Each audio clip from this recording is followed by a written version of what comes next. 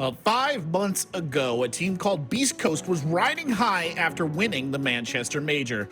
Now they find themselves with their backs to the wall, desperately trying to stave off elimination from the road to Montreal. Their opponents, CL4L, have heads filled with dreams of felling some titans here today, and they just might do it. Welcome to the last quarterfinal of the North American League Last Chance qualifiers. I, of course, am Corbeck. Alongside me, Laxing and Foxay, as we get ready to jump into this one, our last match, a clean 2-0. Guys, do you think this one's going to turn out the same? You know, I'm going to be completely honest. If you were to have told me from the beginning of this stage that we would see C9 Beastcoast now playing in an LCQ for their lives and for their spot to compete at the Major, to defend their title, I wouldn't have believed you. Yeah, no, I mean, I'm in short and sweet, Lax. I mean, I wouldn't have believed you either. Right, I thought there was going to be more build up to that. I mean, yeah, I wouldn't have believed you either. I mean, C9, I mean, there isn't much to say about it. I mean, C9 BC obviously underperforming, especially since they got that loss on the 5th place seeding. I mean, for them, it's a matter of pride. They should be wanting to play to their potential, to be that team that everyone looked at and feared as the major winners. But right now, honestly, their chances aren't looking that much better against CL4L. No, that's the thing. I mean, C9 BC, we expect so much out of them as a team, and they have just failed to deliver that throughout this stage. This is just doesn't feel right. It doesn't feel like it should be a position we should see them in. Yeah, you know, towards the end of the stage, we start to see them fall off, and then they had a really good win over Sonics. Then it was like, okay, that kind of put all of us to rest. We were like, all right, you know, it was just a little hiccup. They're going to do well going into these playoffs. They now secured their spot with that game. But the second they got into playoffs, they just did not look great whatsoever. And even when you look through their regular stage, they only beat the worst teams in the league at the time, losing M80 right out the gate, beating Luminosity, beating Wildcard, beating Los, losing to Dark Zero, Space Station. Oxygen was a very close game. They weren't performing as well as we've seen them now currently. And then they beat Sonics. And then again, we see them then go into playoffs, losing 0-2 to M80, and then going into that 5th seed playoff against Wildcard and losing that outright 0-2 as well. It has been a downhill trend for Beast Coast so far. Right, and we've talked about C9 BC wanting to make teams play into their game plan, into their method, and it feels like they've kind of lost that. They've lost maybe the confidence that was able to carry them through that. And I mean, if you talk to anybody on the team, I'm sure you would not believe that the confidence has been lost, but in their play, it just doesn't look like they believe in what the game plan is. It doesn't look like they have a following through finish. It constantly looks like big individual plays that they're trying to win. It kind of looks like a different version of M80 currently. Yeah, and you know, when you talk about, you know, they look a little disconjointed or they don't know what they're doing, this is from their previous 4 matches that they just played in semis and in that 5th seed qualifier. Is their attacking percentage is horrible. They're obviously getting the job done on their defenses, but they only can muster out a maximum of 2 wins on their attacking half. And this is a team that, when you look back of last stage, when they put all their weight and shoulders, they put everything onto Hot and Cold's shoulder, they were immediately finding success. And that success led them that Cinderella story of winning Manchester. And then we find them into this stage. And they need to be able to find success on these attacks, because one of the biggest key things with this team is they are all extremely talented at an individual level. But the issue is I believe that they're a little too overzealous in some of their plays. They get caught off guard in some situations, or they play very solo. Whereas before, that worked because people didn't have an understanding of how this new roster was going to play. Whereas Fox, you hit the nail on the head at the beginning of the stage. Teams understand how these teams play now. They understand what the players do. And a really good example was when Beast Coast went up against Dark Zero during Consulate. DZ knew exactly how they wanted to play against C9 Beast Coast, and they were stopping those solo plays, doubling up, keeping that man advantage always in DZ's favor, and stopping C9 Beast Coast from controlling that tempo, from controlling that game. And you just kind of see that trickle down. So what I want to see coming out of C9 Beast Coast is a lot more team play and less individual play to the difference maker, or just even get their foot into the map. Yeah, and we've mentioned the mental block a lot today, and C9 BC had to transition everything from their major winning strats to adjust to being that top dog that everyone's gunning for. And now they are just losing, so they're in a situation where it could just be a mental block. So this first matchup could be that first win to get them back into that major winning contention, but obviously it has to start today.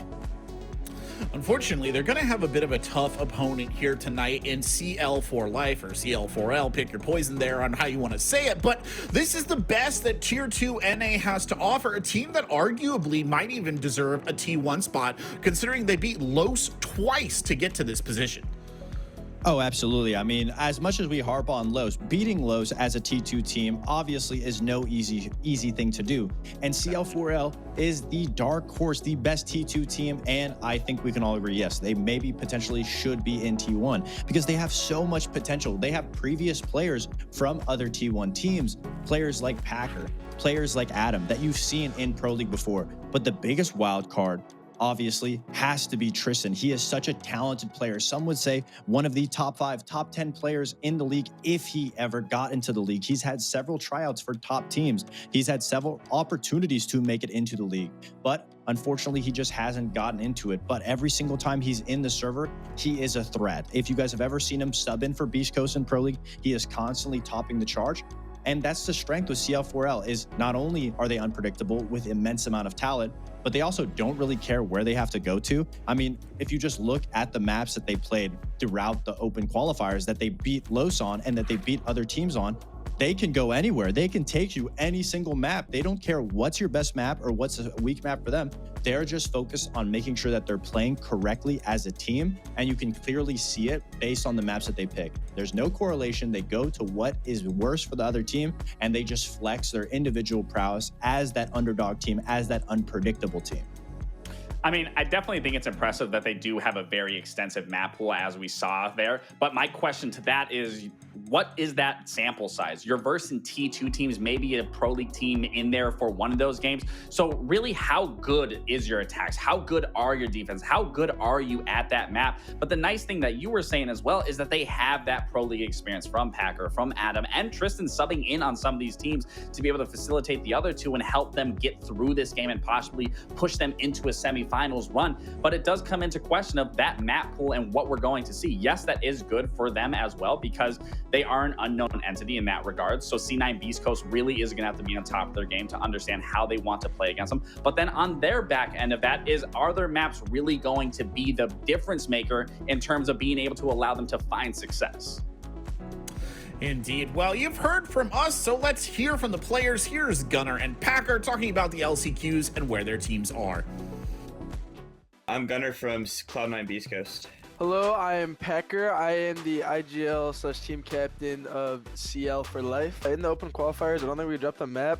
I think we lost through the first day, 16 rounds total or something. So we were just ready to already make it to the playoff stage. We have the grind to win, but there's not a specific play style we play. We're just having fun. We just show up. We obviously have our little micro plays, but at the end of the day, it's flexible. We just love the game, so we just play every day, have fun. It is what it is. We just bombed out. We weren't playing good, and at least from the scrims, we look a lot better. It's late round, just not giving them an insane round or multiple like we did in playoffs. That was kind of crazy. Just a matter of converting it to game day. So, I mean, I'm confident, so just got to win LCQ now. BC, yes, they're a hard team to play. They're a good team, but I'd rather get the hardest team over with first and then move on from there. We have goals to make the major. It's not really the fact of who we have to play at this point. It's more the fact that no matter what, we just kind of have to show up and play well. We are playing for the major. We are playing with the goal of making it to the major. I mean, we scrimmed them a ton. They're probably the best CL team. And Mental's not any different. I mean, they're a good team, so we're just going to take it one game at a time and just smoke everyone in front of us. And they don't really have any expectations. They play the game just for fun. I doubt they're going to be sitting there throwing their heads around if they're losing rounds. So probably have pretty good mental and just they got nothing to lose. And at the end of the day, they are a T2 team. They don't play against T1 teams all that often. They've played a couple. For the most part, our fundamentals should just be a million times better than theirs. C9's biggest strength is that they can only play shields. That's all it is. You kill the shield, you win the round. That's all it is, bro. Those guys can't attack without the shield demos. I hate them. I hate their guts, bro.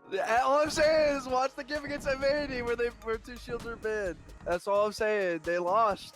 They lost. I mean, the expectations to smoke everyone. We bombed out completely, and it was pretty unacceptable. So, our expectations just to go out there and just literally smoke everyone like we should. I mean, we're beating BC, then we're beating Wildcard again, and then we're beating whoever's on the other side. And we want all the smoke. At the end of the day, we want all the teams in front of us We believe we could be any team. I mean, we're the team that Pro League teams should be scared to play. I bet Beast Coast rather play OXG or LG than us, or Wildcard. I bet. There's not much VOD on us. All the VOD is us just playing T2 teams where we're just around half the time. All the Pro League teams, like, we are the team to be scared of. Well, Gunner seems a little deflated, to be honest, but maybe that's just sort of the weary eye of a seasoned professional looking at a long climb. Packer, on the other hand, lots of energy, maybe just a little overconfident going to this one, guys. He is playing after all the former major champions. This is not going to be a walkover, even in the best of worlds. I think CL4L's mentality is obviously just go in it, have fun. They obviously have great gunners, and this is a good matchup for them because C9 BC is a team that goes to give them gunfights. So with these two big maps that we're going to see, obviously attack is very important because if you're able to get early aggressive gunfights, yes, defense is the strong suit, but I'd love to see how both teams threat on attack. And wow, the Decider being another huge map. I think this is a really great situation for CL4L. I mean, their map pool is extensive. They're obviously trying to fight against a team that wants to fight back head on. And by the interview, it looked like a double-edged sword from Gunner. Obviously, it could be the Slayer killer mentality where we don't care who's in front of us. But at the same time, you're right. It was a little deflated, and it could be a situation where they underestimate CL4L. And if it comes down to the gunfights and they're not expecting them to play to potential, CL4L could upset them. Yeah, and I think that first map, the lair pick, definitely makes sense out of CL4L. I mean, they do have that VOD. They do understand where C9 Beastcoast went wrong against that space station where Beastcoast and inevitably end up losing 7-5 on that map. But again, my question for every Challenger League team is when they do meet that wall, they meet a brick wall, can they be able to adapt? Can they be able to pivot? Because, yeah, I will agree with you. I think the maps do kind of semi-favor CL4L, but ultimately it does come down to the mid to late round being able to process what's happening, what's going on. If things aren't working, can they transition to somewhere else on that? Can they pivot somewhere? Can they make something work if things aren't working? That's where that's always been a true testament for a majority of T2 teams, but I do think they will be able to get over that hurdle just for the fact that they do have Adam, they do have Packer, they do have Tristan that do have that experience in knowing what it's like to play against T1 level teams consistently, whereas the other two maybe not so much. Yeah, I mean, I think that's a fair assessment, and I think both of you guys picking C9 BC is the safe bet, right? And I really echo the sentiment, honestly, Lexi, the idea you never quite know with T2 teams, having watched a ton of them, where their sort of mental breaks are, like in the greater picture of difficult matchups. And it's hard for me to imagine a more difficult matchup than this, obviously.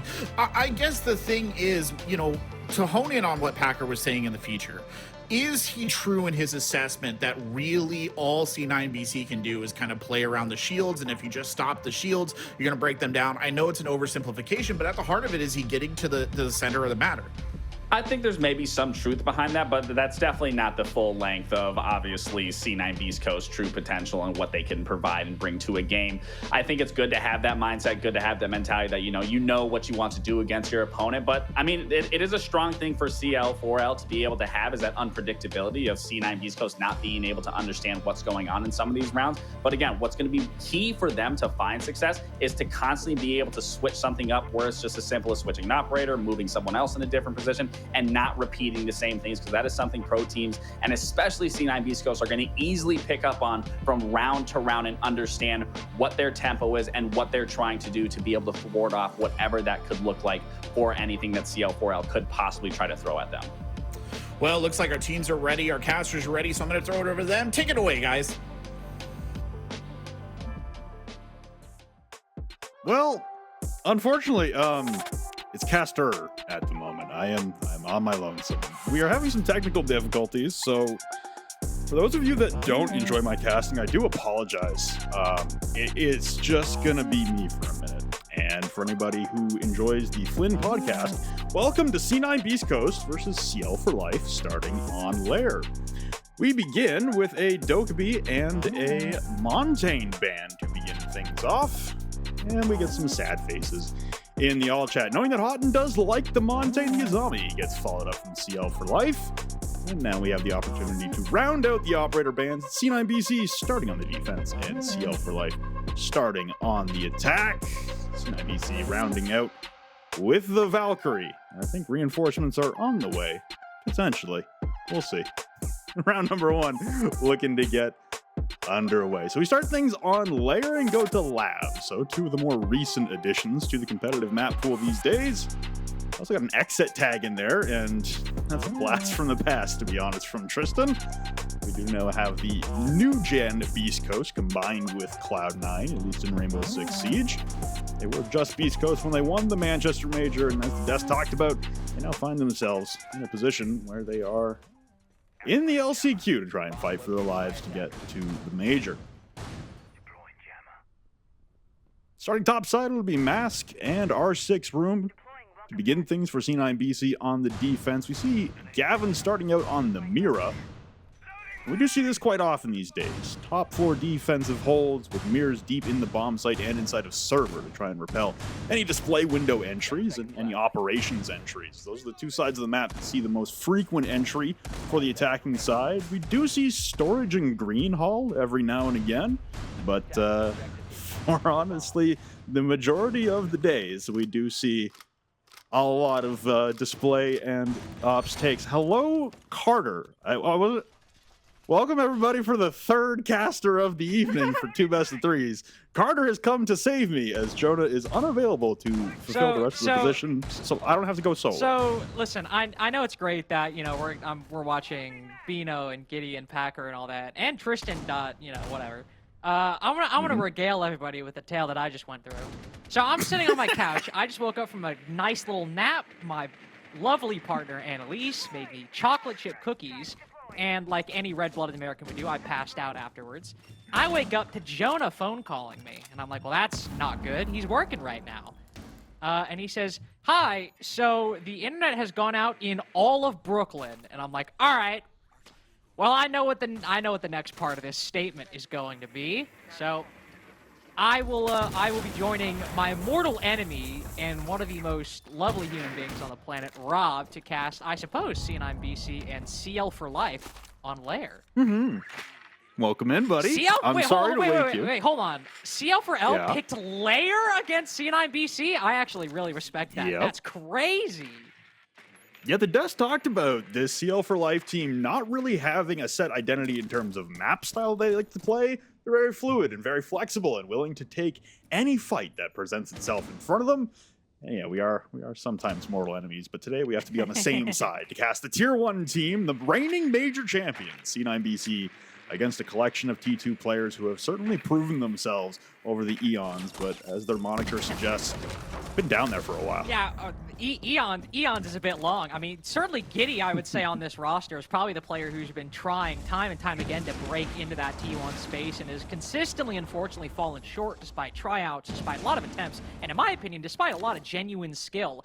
But if they were able to outclass C9BC on Lair, which is, to be fair, not exactly a map that is strong in C9 Beastcoast pool. I mean, after all, they did play it once during the regular NA stage, and it was a close 7-5 loss to SSG. And losing it to CL4L here, CL4L, could be very problematic. But 30 seconds remaining, and, well, Spirits is feeling sparky today. Oh, almost picking up the second. Some Candelas allow Adam to get a bit advantageous in that engagement, but as for the broader trend of the round, C9 Beastcoast far and away the victors. Tristan might find one, but the attack is scattered. A high-low setup now haunts Tristan as he moves into place the diffuser down. Smoke canisters going out. One remaining, an extra 10 seconds of denial. This is one of those options where you wish you could call to go for the kills, but there is simply not enough time to do it. C9BC might lose the opening pick. Oh no, they don't even do that. It's Beastcoast all the way through. All the way to the finish line. C9 Beastcoast. It's round 1. You just woke up from a nap. We'll get there. We need our warm-up reps too. I think right now for C9 Beastcoast, being able to display some nice composure as they do lose the breach from operations. They do lose control on the ops side of the top floor. But nonetheless, Spirit's able to spring into action on the main stairs, and that round was slow going. Very, very glacial beginnings to start things off between these two teams. We're used to seeing both play with some energy and play with some spark in the beginning portions of maps, and yet both waiting until about 45 seconds left on the clock to find their first gunfight and find their first engagement. And it did go C9BC's way, and a lot of the following engagements went their way as well, leaving CL4L in a 4v2 against them. And to Tristan and Adam's credit, did start to get a plant initiated, did start to get a couple kills through some of that utility that was laid at their feet as well.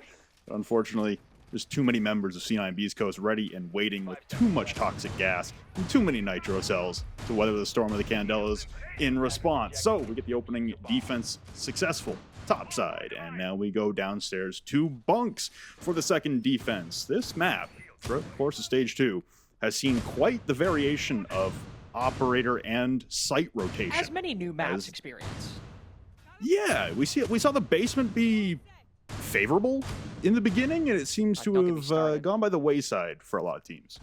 Every time I cast this map, I talk about how I do not like that basement. It is just it is a gray wasteland, like a villa basement had a bomb site, and any veteran Siege player will have fear rise in their hearts at that combination of words. But as you said, you know, this map, at least in North America, has not been as remarkably defender-sided as one might expect. Ooh, that's an easy bandit trick. You only get the one Selma. Yeah, only the one Selma.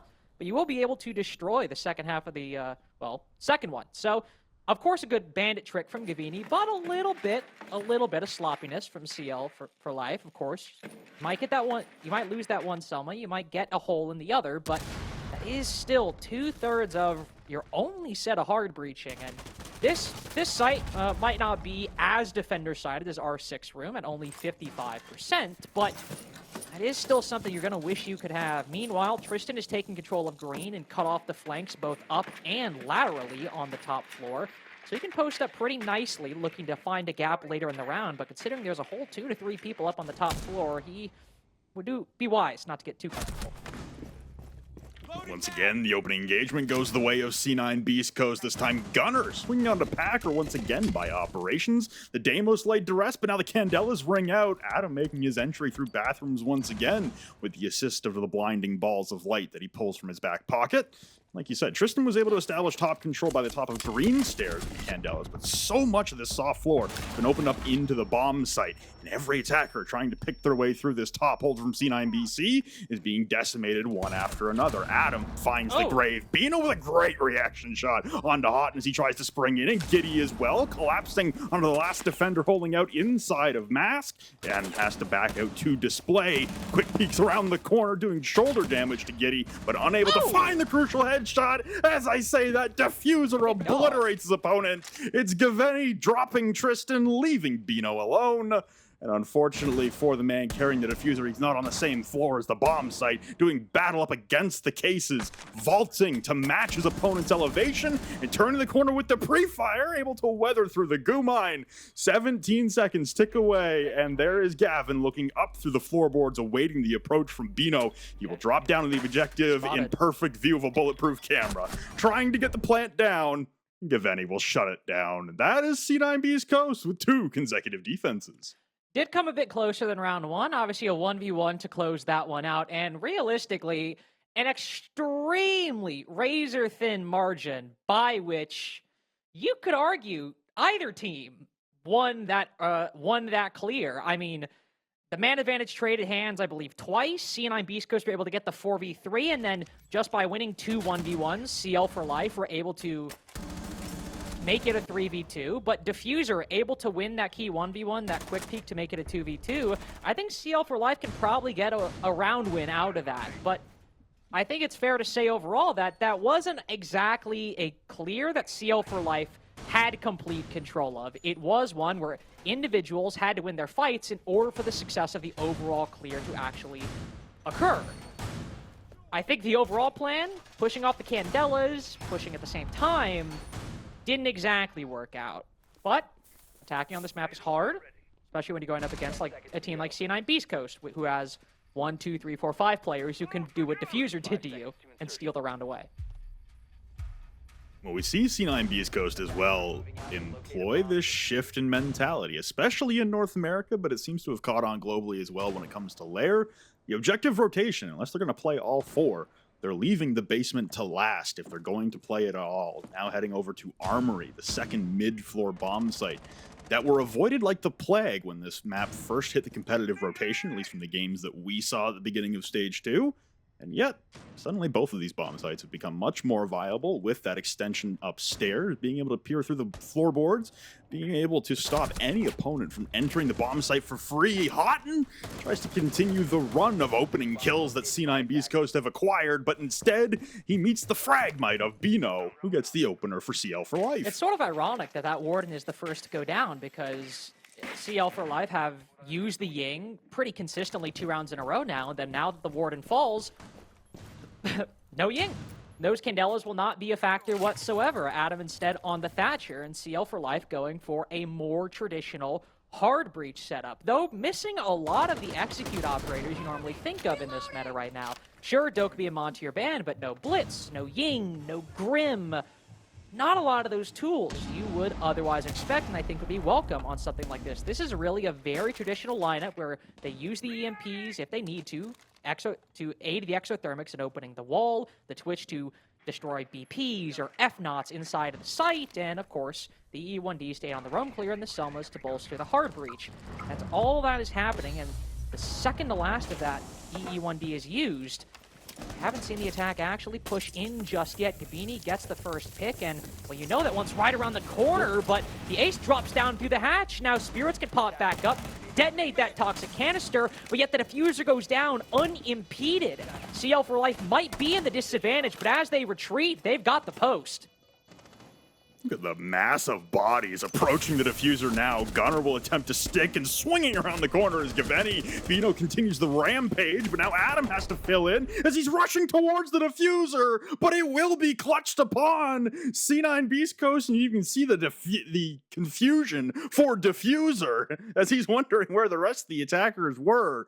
Nonetheless, the stick successful for C9 Beastcoast. They win their 3rd straight defense on lair. They go for a clean sweep of objectives away from the basement. And that is going to prompt CL4L to take their first and only tactical timeout of the map, just to try and regain, regroup, reorganize, and hopefully formulate some better attacking strategies that will get them closer to the objective and be able to hold it if they are successful, as they were in planting in that previous round. And they did try a different strategy than what they did, well, at least in the first round. I ain't gonna lie. You asked me what happened in that first round, given the rapid-fire sequence of events that had suddenly overtaken my life. I don't know if I exactly could have told you what went on.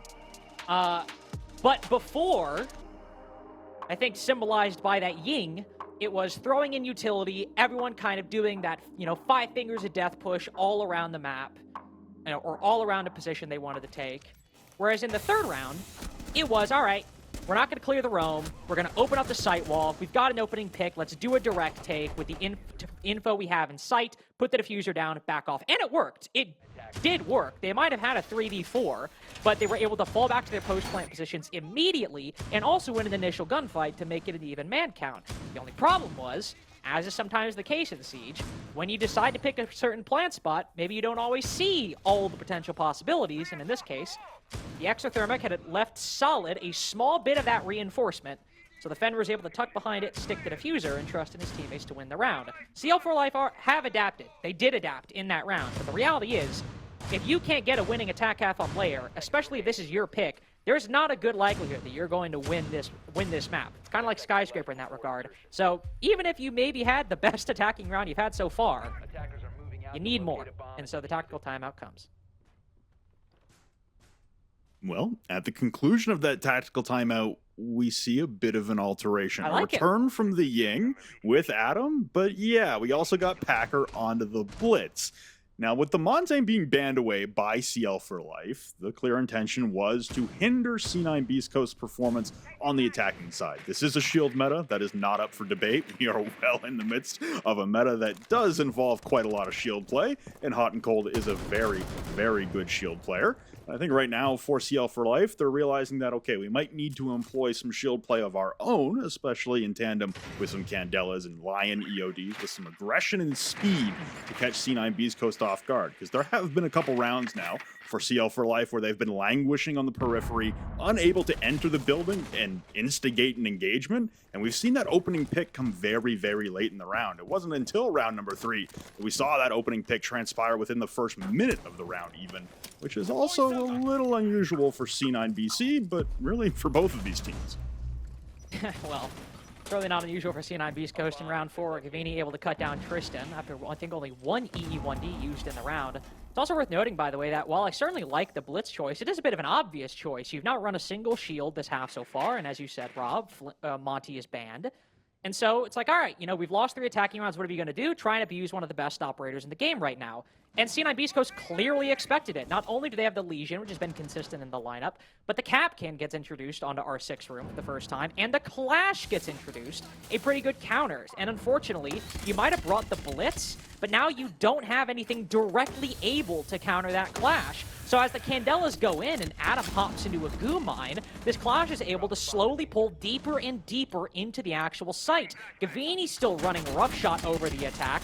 Right as Adam spots one potential kill, the Clash walks in his face and saves his teammate's life. Though Gunner, running out of the site door, not behind the safety of that Clash's shield. And now CL4L actually have an advantage in their grasp. Only one gun alive for C9 BC. Hot and Cold has that shield out in the moment, and the Super Shorty has a secondary. He's limited in the engagements he can take. Giddy dies not only to the electricity, but just as much as that from the MPX. Now things calm down, as with 30 seconds remaining, Packer does have the ability to put this diffuser down. In the midst of the chaos over by Storage, Packer was going on a rampage with the AR-33. Now the plant is completed by Packer. It was shield-on-shield violence approaching the diffuser. Hot and Cold. He gets knifed down, and the coverage is perfect from Adam. In the post-plant, they do not fail twice. It's CL4L capitalizing upon the commotion and able to progress into the bomb site. Packer able to open up the round from the opposite side of the push, utilize that distraction and focus from C9 Beastcoast, and hit the backstab with fluidity. Now an opportunity for CL4L to continue momentum at the conclusion of their tack pause, winning their first round of the series. And that's a really good way to basically counter, well, C9 Beastcoast's own counter without actually countering it. I mean, you don't have a lot of direct utility to counter the Clash. You also, let's be frank, don't really have a lot of utility to even deal with the other traps. You got 4 Rotera drones and that's it. You got EDDs, you got goo mines, you got a whole bunch of stuff that might cause problems for you. And then you got that deployable shield as a power position. So what do? As you said, Rob, and as we saw, they say, all right, we'll throw those Candelas. We'll pull the Clash over this way. Meanwhile, we figure out where the goo mines, the EDDs are on the other side, and we have the Blitz, Packer, and the Flores, Giddy, rotate over and cause pressure on that side. And so they don't actually counter any of the setup directly, but they rotate all the resources away that could cause them problems, and of course, with the help of some individual skill, get the round over the line. Yes, you are correct. It was Giddy, not Packer, on the Flores, and we're going to see a repeat of the same lineup. You can't get it. are, You can't Carter. listen. You know what they say about links? Can't get a lot past me. They say anything. I'm homesy. I did bring this up earlier, but we do share 80% of a name. We do. Which is interesting that we ended up here in this position. And the egotist you are, you were like, you copied my name. Like, no. Listen, I no, was here Rob. first. Yeah, you were here. Yeah, you were first, but I added the X. All right. True. I added the True. X. Much like the conversion of Xbox gamer tags, as long as you added an X, it was yours forever. I actually had no X's in my Xbox gamer tag name.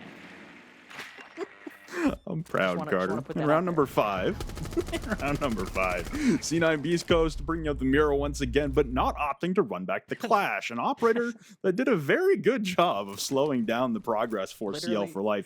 Literally the exact same attacking lineup as last round. Yep. Exact same attacking lineup, the only alteration being that Clash, and it's not going to slow down on display, and I don't think we're going to see C9 Beastcoast over-aggress towards the display window outside of server this time around. So the operations wall get popped open, deployable shield going to be addressed now by CL4L as well. We see Tristan live a little bit longer in the round, Adam receiving some damage off a spawn peak early on off camera.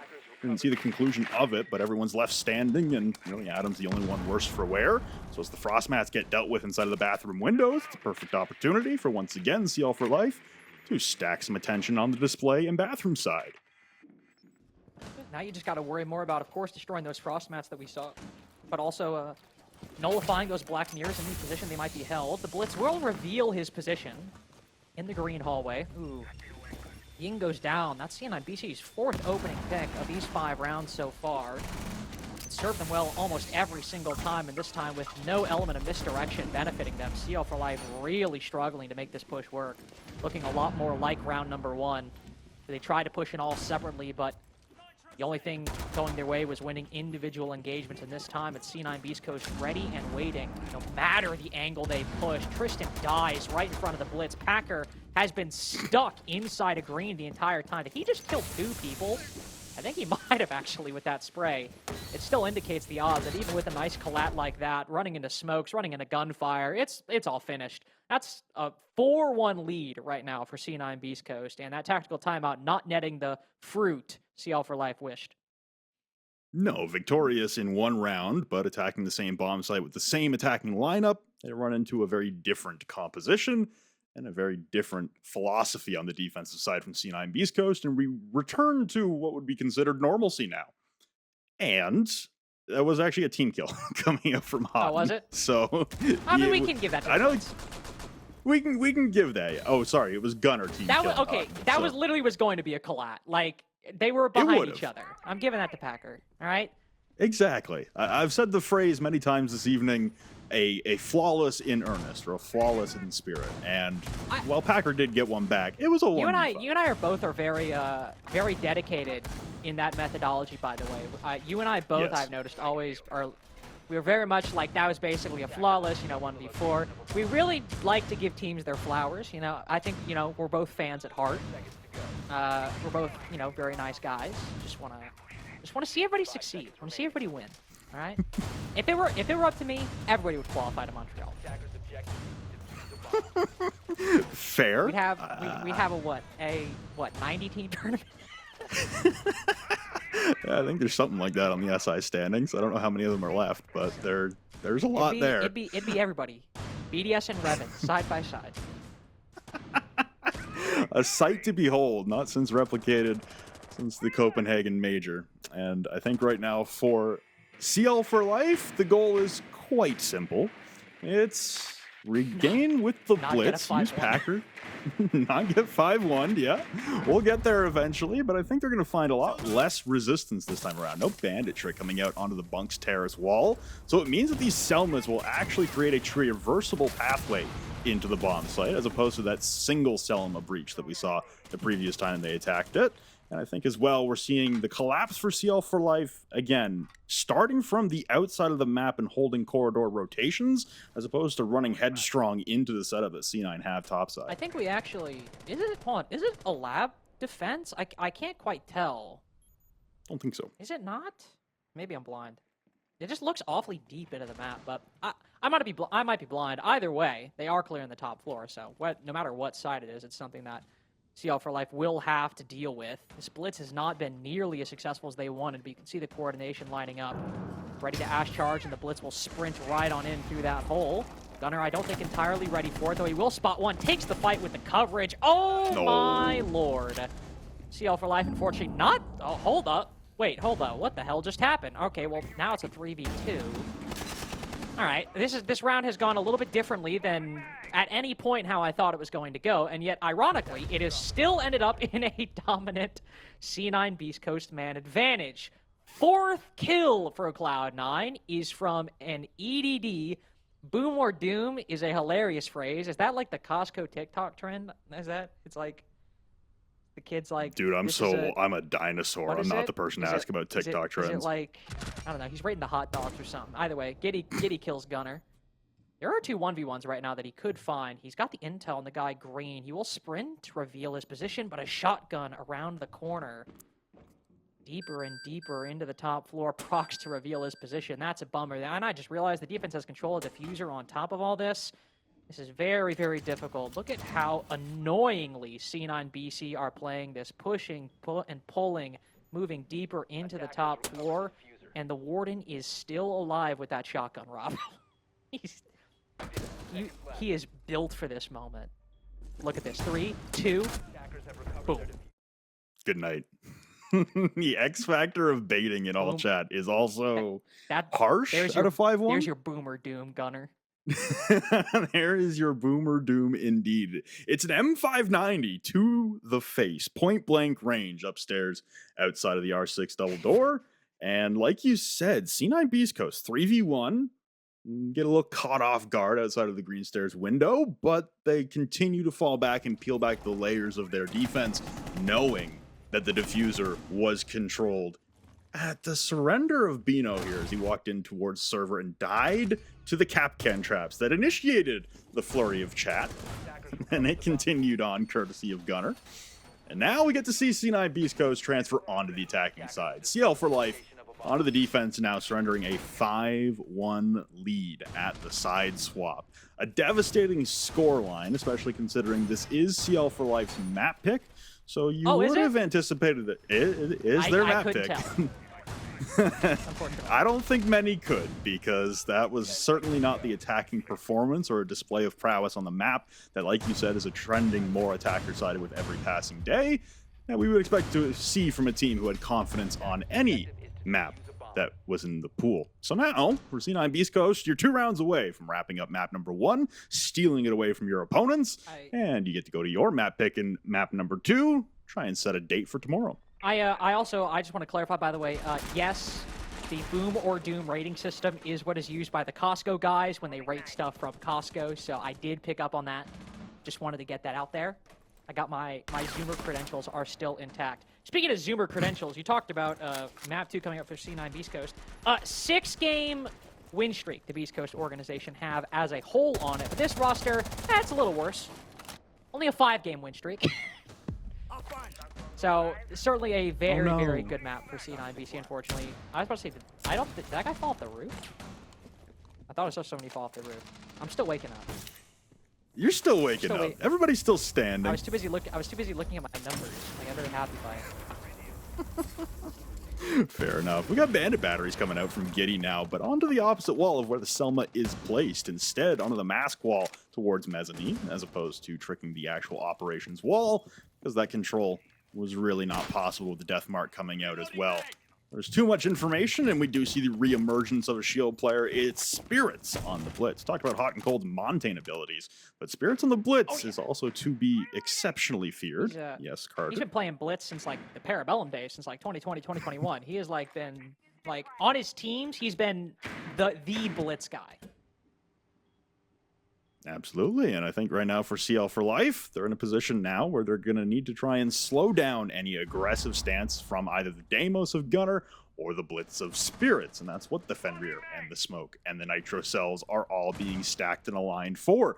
The exterior breach will get opened up, and that's a successful Selma, as Giddy wasn't able to withstand his position inside of Mask and trick the exterior wall either. So now the hard breaching seems to be complete for C9 BC, and it's just a matter of progressing to the bomb site and forcing these anchors out of position. Yeah, that's what I was going to say, but we are reaching a very similar trajectory to CL4L, where we're really just hoping you win all of these fights. And to be fair for C9 Beastcoast, it's hard to bet against them when the game is just taking 1v1s. They will all flood in at the same time. 2 players might collapse on the single window, and that leaves Spirits in a precarious position. He commits to the 1v2, and now we are back to equilibrium.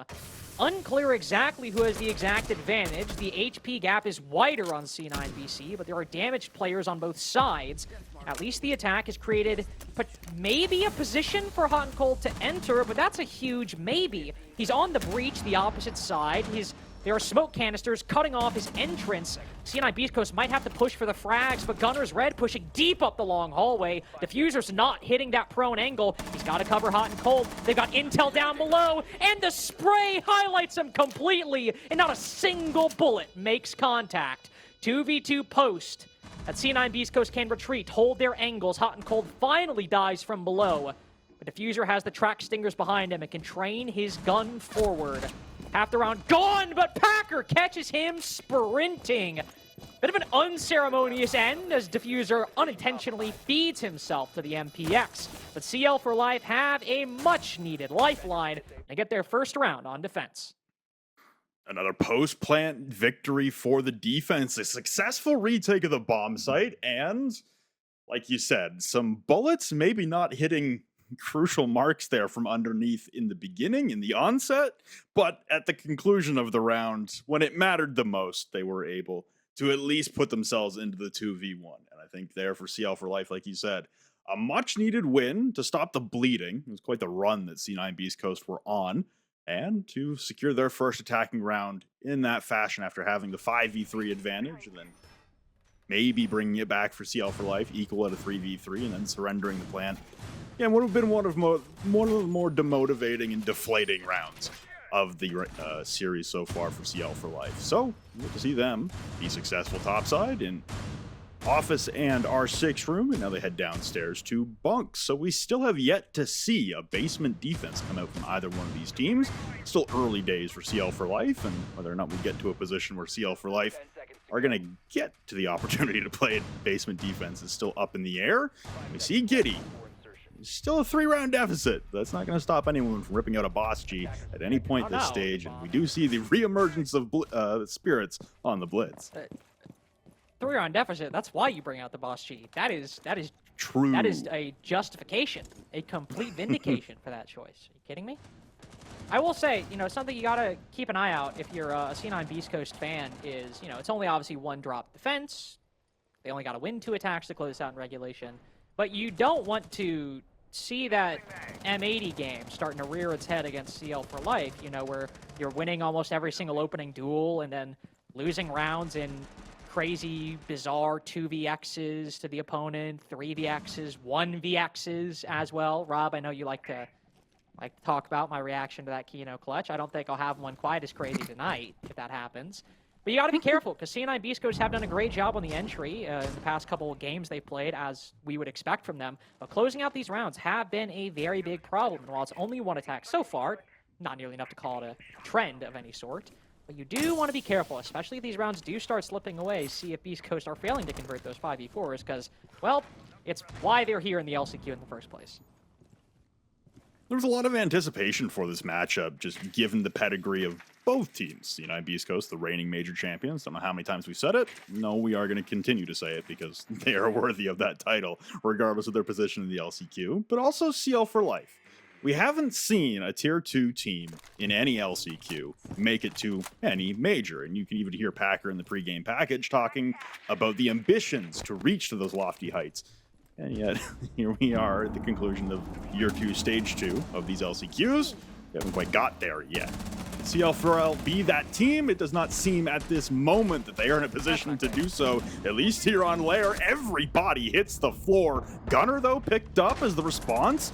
It's adequate for CL4L, but Houghton will shut Giddy down, and this will be the legion of Tristan stuck outside, being hunted and bashed to pieces by the blitz of Spirits, and Spirits will say goodnight and put them on a match point.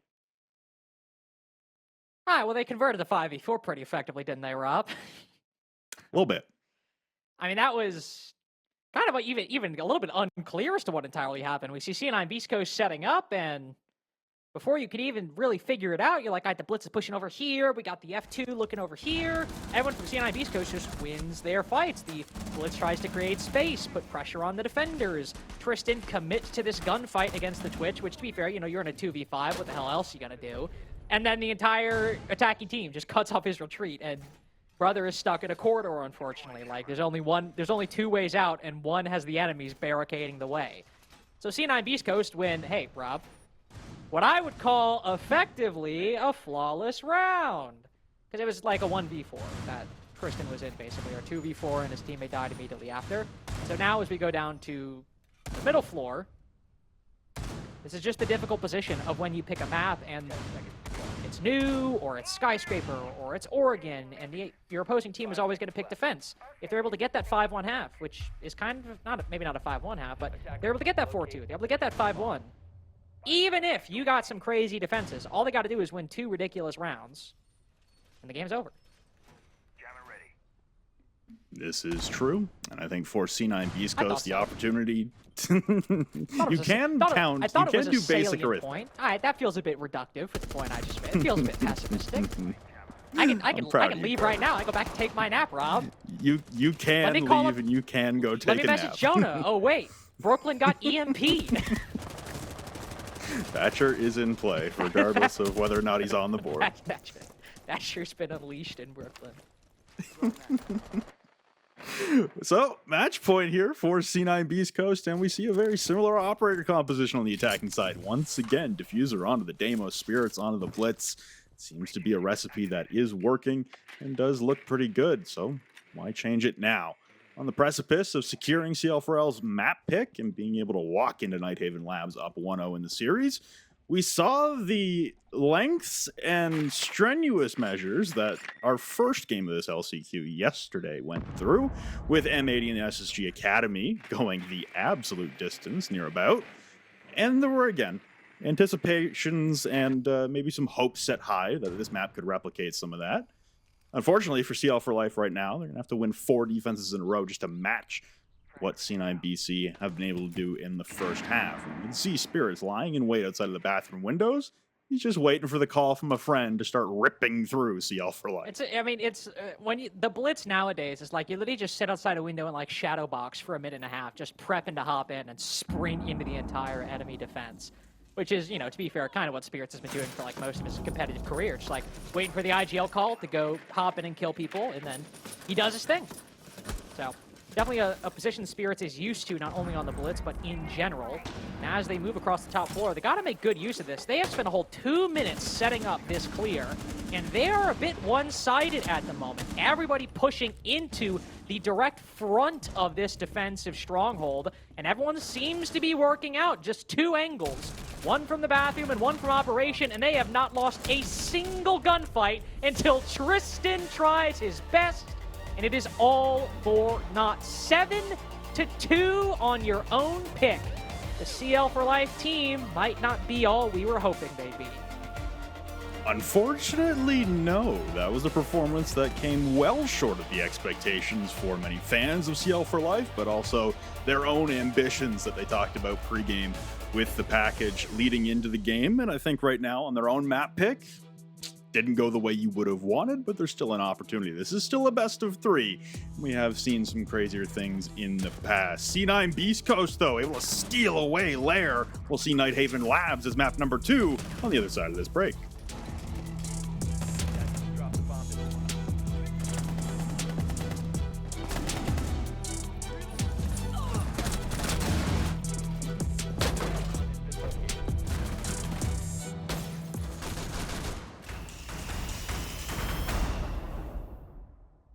Stuck there, boys. I'm gonna start pushing.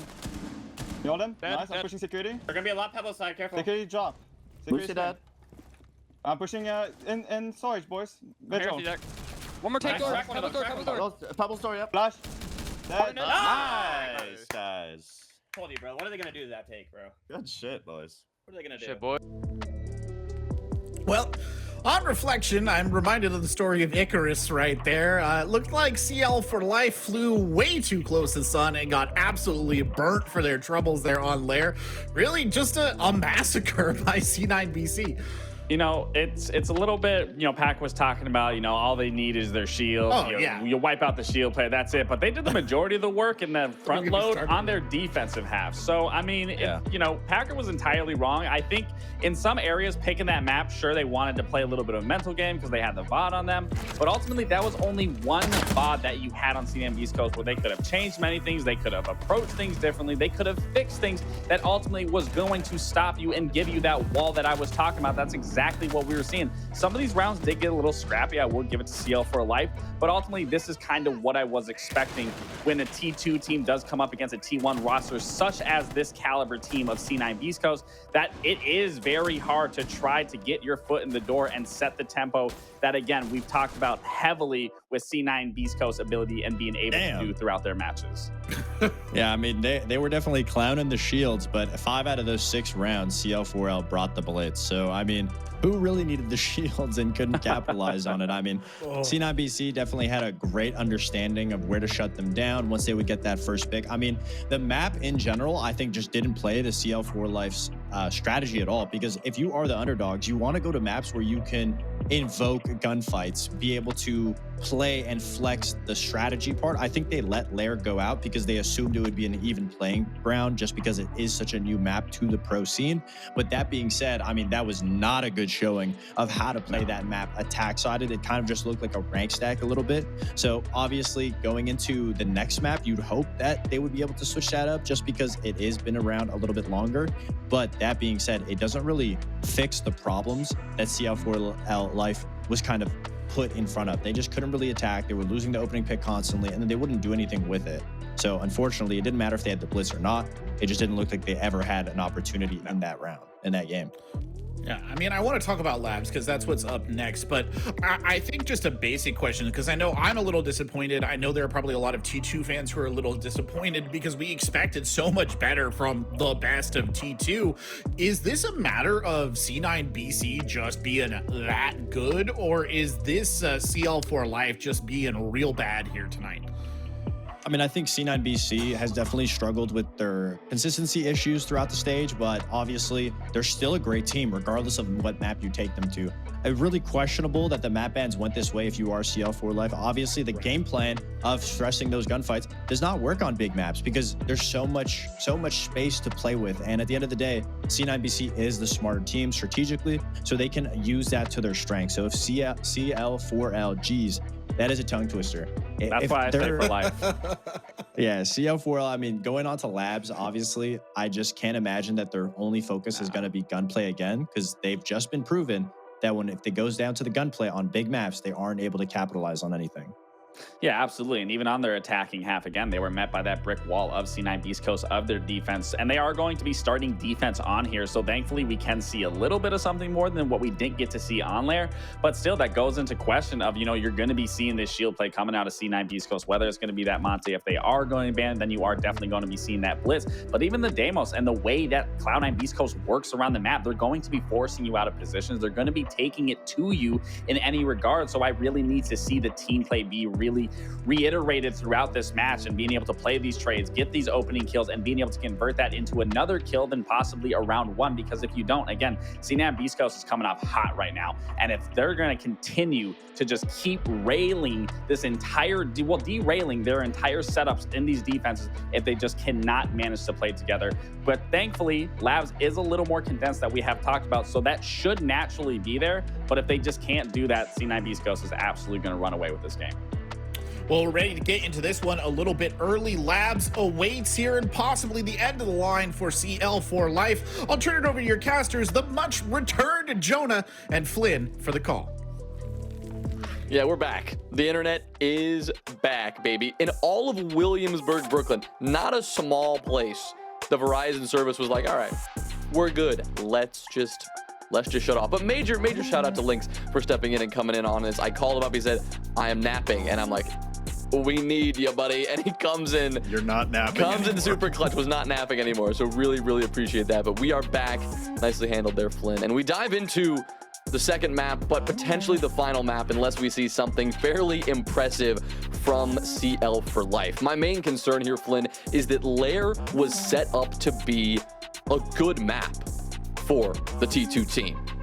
They've won that map against Los 7-1 in the Open Qual playoffs, 7-4 against SSG Academy. They don't ban it very often. If they were going to have a chance in this series, it felt like Lair was the place to get it off to a hot start. But not only could not do that, but 7-2, they got smoked. The hopes here on Labs, I don't know where you stand on this, Flynn, after being in the lobby for that one, but they don't feel all that high for CL4 Life. No. Listen, that's a tough scoreline on your own map pick, but at the end of the day, it is a best of 3. For all we know, with the way that yesterday transpired in the LCQ, both games requiring all 3 maps, Bank could just be around the corner here. CL4 Life could have much better knowledge and much better discipline on a map like Nighthaven Labs, in comparison to Lair, maybe just a little more fluid. and a little more rehearsed on this map, as it has been in the competitive pool for a little bit longer. We see the bans come out. We again see CL4L taking away the Montaigne, as well as the Tubarão, and C9 Beastcoast. I guess they got sick of the Ying. They used a little bit on the attacking side, but they had to deal with what felt like 6 straight rounds of Ying. I think it was 5 out of 6. And the Valkyrie gets removed from play. So, C9 Beastcoast starting on the attack once again. We get a very different operator composition on both sides compared to what we saw on Lair for a lot of these defenses. And we will start once again downstairs in tank and assembly. The opportunity for CL4L to try and get some momentum back in this game as they do start the map on the defensive side. This is C9 Beastcoast map pick. So for C9 BC, the opportunity to match what you're able to do on Lair in terms of your attacking prowess, and for CL4L, maybe get a few more defensive reps on the board. You'll have 6 of them here. Let's see how many they can capitalize on. One problem, though, that emerged from Lair, when you look at that game from an entry standpoint, who's winning those opening gunfights in the round, it was overwhelmingly favoring Cloud9 Beastcoast. I mean, it was not even close. I mean, in Diffuser, he was +3, Gavini +1, Spirits and Gunner both +2. Overall, I mean, if the math checks out, they were, what, 8-1 on the entry? That is absurd. And that is a pattern that will continue to really benefit them, not just on Lair, but here on Labs as well. And it's something that if CL4L want to have a chance, they need to stop that. That's why that win was so dominant. 7-2 will happen in such a one-sided affair. They need to try to figure something out, and you're on defense here. As we've said before, we saw this map earlier, it tends to go slightly defender-sided, if anything. So this is an opportunity for CL4L to try to make something happen here, but as we saw on map 1, that is no easy task.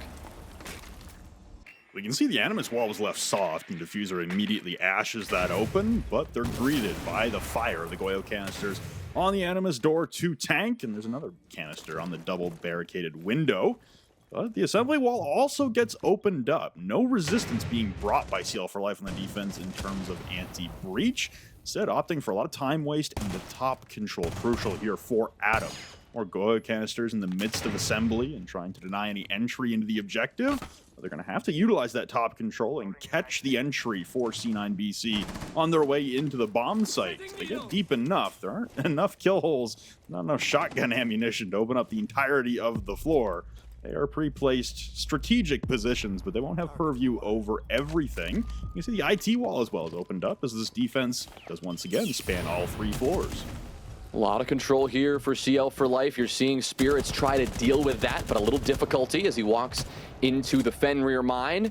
Giddy, he's the first one to strike. Take down Diffuser, so already a change in that entry stat from map 1. Can they keep that up, though? C4 goes out before it lands. Gavini gets the kill.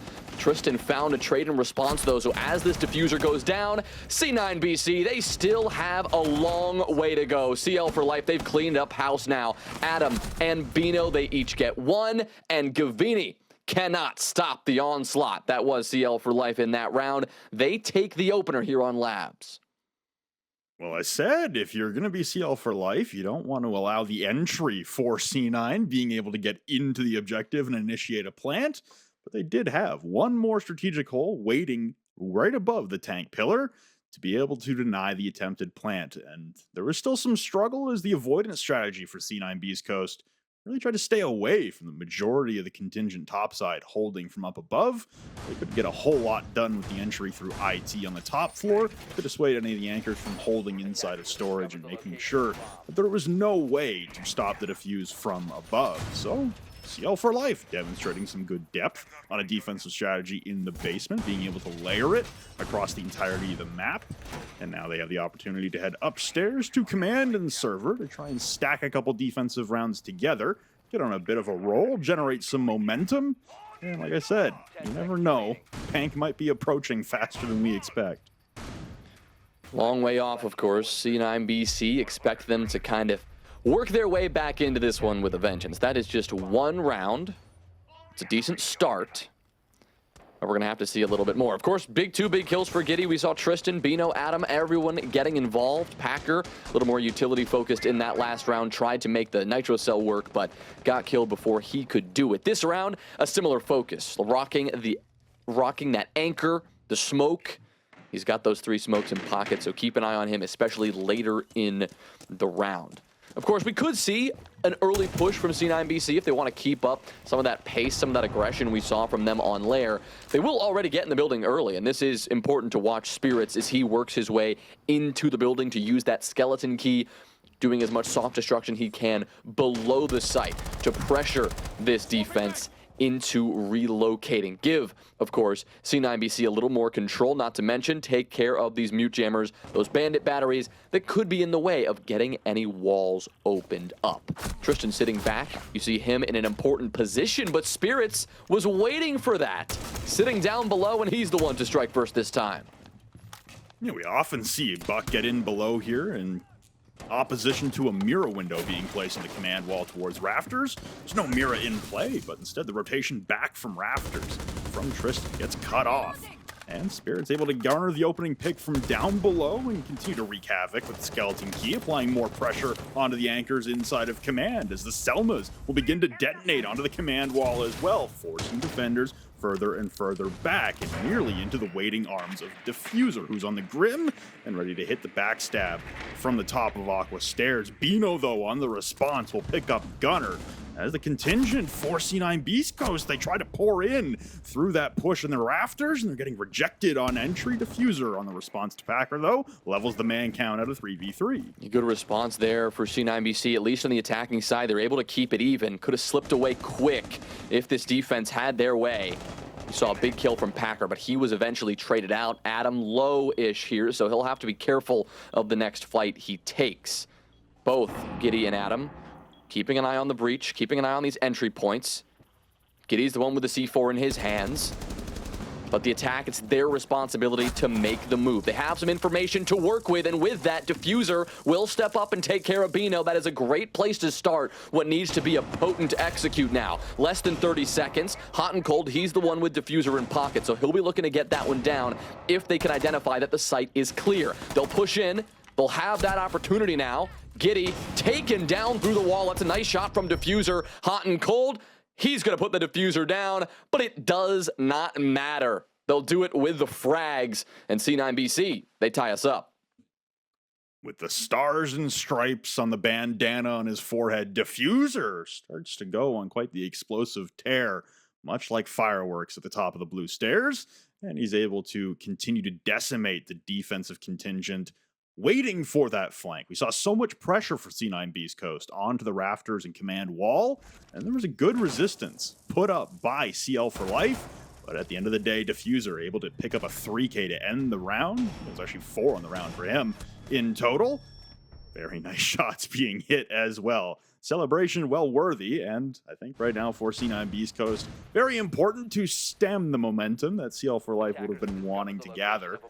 Like I said, the ability to stack a couple defenses back to back, be able to start and generate your own momentum and start turning the tides in the series. Instead, we find ourselves at an even ball game once again and inching closer and closer to a C9 Beastcoast 2-0.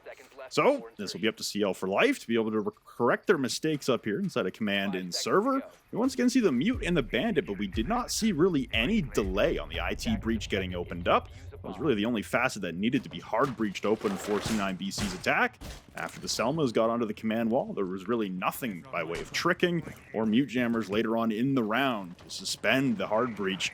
That really just gave free access to everyone involved on C9BC, and Gunner is going to get dropped to 47 health, presumably, once again from a spawn peak. You're seeing that aggression come out for CL4L here, and worked in the first round, spotty in the second, but they're making sure that every time that C9BC think they're comfortable, think they're safe to move in, well, no, actually, they're not. There's always a threat to worry about. There's always somebody right behind to swing. Giddy. Great use of these bandit batteries here, just in time as well to stop the detonation of that first round of Selmas. So at least the first one. Gunner, he threw that down, and it will get destroyed here. You can tell through the drone hole what's going on the other side. He's got the information, but that doesn't really matter. You still have to get this wall open. You're gonna have somebody step up and do the job. Great shot from Diffuser onto Adam. That is one way to open things up for this attack. You'll have Hot and Cold get involved as well, and they're gonna have to just deal with it the old-fashioned way. Bandit battery destroyed, wall open.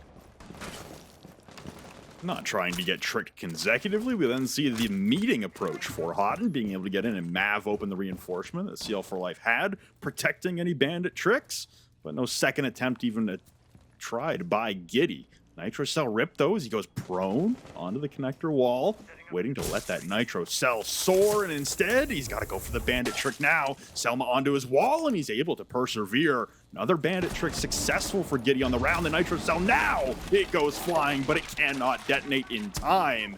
It's still a man advantage here established, but the late reinforcement immediately responded to by CL4L, able to close off the wall. And now with no more Selmas remaining, it's going to come down to Hot and Cold being able to use the breaching torch to open up purview into server. We'll try that here. It does take a little more time. He's got an angle to work with. That's something for Gunner, but an entry point, that is going to take quite a few more seconds and, well, a couple more canisters in that Maverick torch. Diffuser, he doesn't seem to mind that C9 BC have their backs against the wall. He'll take the fight onto Bino. He'll take the fight onto Packer and Giddy. That's a quad. Tristan, the only one left. He'll take care of Diffuser and deny the ace, but it is a 3 versus 1 with site control sacrificed.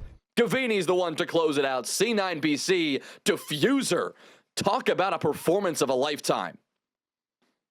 Well, I questioned the lack of resistance in terms of hard breach in round number 2. We see 2 successful bandit tricks onto Selmas. But at the end of the day, the redundancy from C9 Beastcoast and Hot and Cold specifically to be able to be in position and available at the conclusion of the round to, again, not only provide the torch hole on the server wall, but also be the distraction. You saw 2 members of the defensive contingent for CL4L both staring at the Maverick holes. This also opener from Diffuser was very nasty. Like you said, he is on a heater. There's the distraction that allowed Diffuser to start making his entry from electrical and really start doing devastating damage to the CL4L server hold.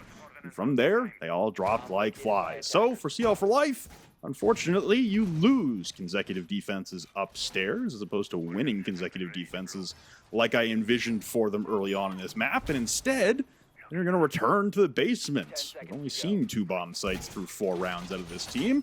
However, CL4L, this is the bomb site that they won in round number 1, being able to repress the plant being brought down on the tank pillar. And we see a reemergence of just about every operator we saw last time around. But now we see Spirits again.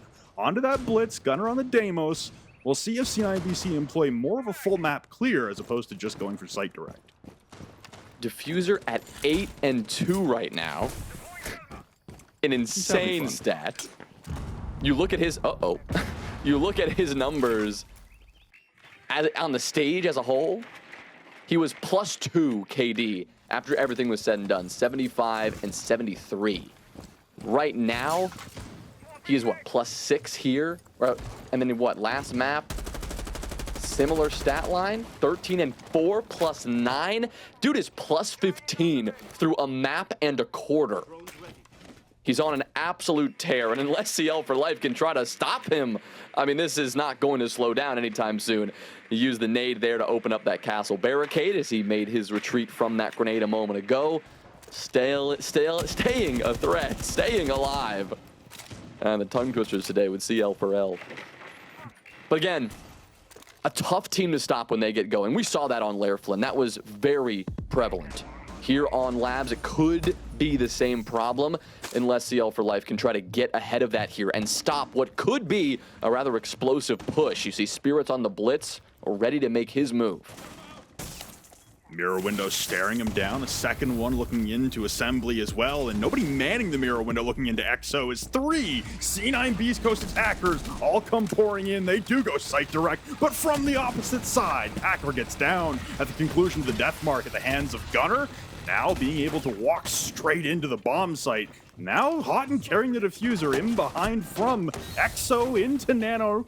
Has the opportunity to try and push his way into assembly and get the plant down. Lots of site control had, but it's the remaining defenders upstairs that will continue to be a nuisance for C9 Beastcoast as they attempt to plant. That's going to spring Diffuser into action outside the storage window, and he loses one of the first gunfights of the series, and the spray down to the floor from Adam in the dying moments. Giddy comes to his rescue and is able to put Hot and Cold to rest. The Goyo canisters erupting in the midst of the bomb site, and the Diffuser is once again surrendered at the assembly door to EXO. Approaching from outside the breach, but not covering the EXO flank. Tristan now picks up Gunner. Giddy from up above, and now it is just Gaveni alone, who falls at the hands of Giddy. Give him 3 on the round, and CL4L, they have at least mastered the defense in the basement. Well, we asked for a swift response, and we got it. That almost got out of hand. A second later, that Diffuser would have gone down, and you have a very different outcome. All of a sudden, it is a retake situation for the defense. They have to work their way in. They're the ones that are going to descend into chaos. But instead,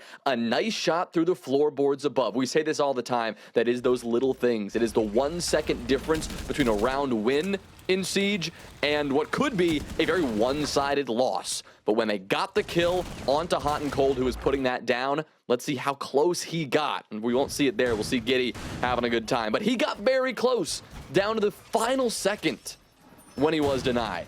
And that denial is what allowed CL4L to just dominate the back half of that round. At that point, C9BC, they had to recover the Diffuser somehow. They had to get back in the site and try to recover, and that just did not happen. It was so difficult because they did not take top floor control. They took the risk to go direct, and it got them into trouble. So we're tied up at 2. Still anyone's game here, early stages on Labs. Yeah, C9 Beastcoast evidently not willing to trudge through the setup that CL4L had across the entirety of the map. We talked about it before, the layers on that defense, employing all 3 floors at the availability of the defense to be able to reject any entry to the building, but also reject any plant attempts, and it's successful. The second time around, even with the alternate entry angle for C9 Beastcoast, instead prioritizing EXO, now we see CL4L unable to return to the basement bomb site, at least in regulation. If we go to overtime, should it be necessary, then we might see them back there. We're looking to see Adam again get aggressive. Outside of the cargo window, waiting to take aim towards any attackers attempting to hold the rotation. We see a new bomb site emerge for CL4L. Now heading to control and storage to try and find a new safe haven, as they've pretty accurately assessed that the top floor is probably not for them against C9 Beastcoast, especially when Diffuser is able to walk straight through them like a hot knife through butter. We see Gaveni now picking up the Maverick as Hot and transitions over to the Dokkaebi. We do see Spirits once again on the blitz, so some role changes, most likely necessitated by the changing of site for CL4L. At the end of the day, C9 Beastcoast again, not looking to garner too much map control, still getting a lot of work done from the exterior. As we pointed out on Lair, this is a situation that Spirits finds himself in quite a bit, right? Waiting for the call to spring in as the blitz. This site, being on this first floor, does give him that opportunity to spring in rather aggressively if they decide to seize the moment. The drone in, you can see Gunner getting some information as well as trying to deal with some utility. Could be identifying that that moment is not too far away. You see C9BC getting into position, Diffuser working a bit of a lurk down below. Had a ping as well on one of those players up above, but he will not be able to connect the shots. It's very clear that C9BC are ready to move, and that is a good reaction from Bino, the smoke, to slow things down. Well, in the midst of this chaos, Gunner will drop Giddy. Packer on the response to Gunner, though, so lots of pressure being alleviated, as now Spirits down to 28 HP thanks to a Guma, and Gavin up top, able to collect Packer on the rotation through rafters, but it's the bomb site where the attacking components are being decimated. Carrying the Diffuser now is Hot, and from outside of the storage window, Diffuser still left alive as he makes his way to the top of the cargo stairs and actually into control. in the midst of the bomb site. Phone calls will ring out from the second logic bomb, and Diffuser continues to sneak his way through. Plant being attempted, but immediately pulled off of by Hot and Cold. Tristan on 22 health, wary of anyone else down below is Diffuser and Hotton. Diffuser staring down through the floor, awaiting the approach of a defender, but it's on a horizontal plane that the defense approaches. Adam picks up Diffuser in the vault at the storage window, but the plant is completed by Hot and Cold, who stays in the middle of the bomb site. SMG-12, he goes 1 for 1, but Adam cleans it up, and in the post-plant CL for life, they're able to capitalize. Oh, that's one of those moments that you know C9BC wants back. Do you stay in? Do you hop out the window? When do you pick the right moment to relocate? That's the decision that cost them in that 2v2. It would have been chaos regardless, and it easily still could have fallen apart, but choosing there instead of maintaining the angle, trying to hold off the defense from coming in, you try to vault out, play even safer if you can get there. But the risk that was taken to get in that position, well, you had CL4L ready to stop it. It came down to Hot and Cold, and of course in a situation like this, that is well played by CL for life. They may be teams that have, or players that have been in the Challenger League for, well, a very long time, but they still have that kind of coordination. They've been playing together for so long. So in that 2v1, you're not gonna mess that up. They've been the, well, known as Makers for a while, now known as CL for life. They've been the #1 team in Challenger League, or Tier 2 competition, I should say, for a while. And it's a reason why they were so dominant in the open quals, beating Los twice to get to this point. And I don't know where you stand on this, Flynn, but I was surprised by the one-sided results on that first map. I expected to see this one a lot more competitive, but even if we didn't see it that way on map 1, at least we're seeing that here on map 2. CL for life, they have the lead. After all, it's 3-2. Yeah, I think this is more the picture we were expecting to see from CL for life on especially their own map pick of Lair, but better late than never to log into the server, and CL for life certainly doing so on bomb sites not named server and command, but we do find ourselves there for the 3rd time in the first half. CL for life opting, as they're locked out of storage and command, or storage and control, sorry, and the basement still, they opt not to go to kitchen, which I think these days is a pretty fair choice. Tristan attempting to go for the bandit trick, but once again, no pressure being applied from down below thanks to the Kiva barricades, but the guess on the wall is incorrect. So Tristan has to peel out of IT. The wall gets opened up relatively easily here for C9BC, and Spirits can continue to have his way from underneath with the skeleton key. Important, as we've talked about so many times, that bottom floor pressure, or at least in this case, that first floor pressure, I should say, goes well for Spirits. He was able to find a kill from this position last time. That really opened things up for C9BC. You can do it again. If CL for life get taken off guard by that, surprised by that a bit, well, that would be a great way to start, but instead, Hot and Cold gets tunnel visioned on the barbed wire, and maybe he didn't realize that Giddy, that Giddy had that angle. He's got that one too. A great shot onto Gunner. Wow. 7-3 right now. Giddy performing right when CL for life needed him. Looking to take this 4-2 split if they can keep this pressure going. It's a 5v3, slightly remedied here by Gavini as he's able to pick up that kill onto Giddy finally. But still a lot of work left to do for this attack.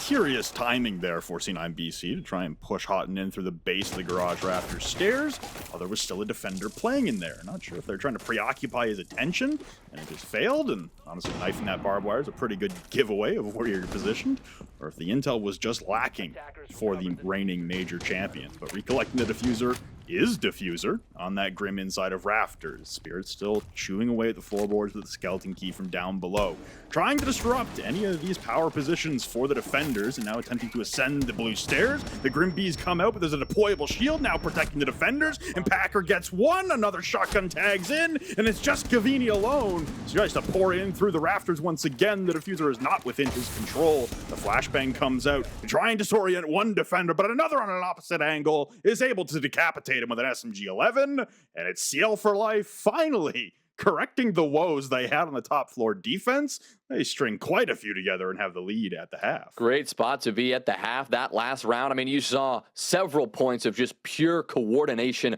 on the side of CL4L that, well, it seemed like C9BC tried to deal with, but just couldn't. Of course, we started with Giddy. He was able to find 2 kills. The first one expected, hot and cold, maybe caught unaware there, or as you may have guessed, a little bit of a bait. But the second shot, man, Giddy. That was hot. That was nice. This one, though, the next mini game, top Aqua stairs. You've got 2 players, one behind the shield, one playing in that Aqua hall, both with shotguns and both doing their job to perfection, playing off each other, even if you saw a pinch from C9BC, which is what we did see, someone from the stairs and someone from the doorway.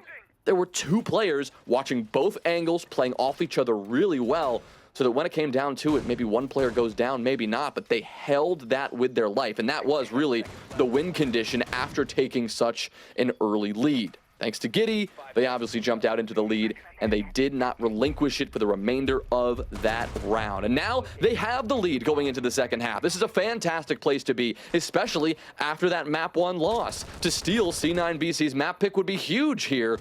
And 4-2 at the swap, that's exactly what you want to do to start that.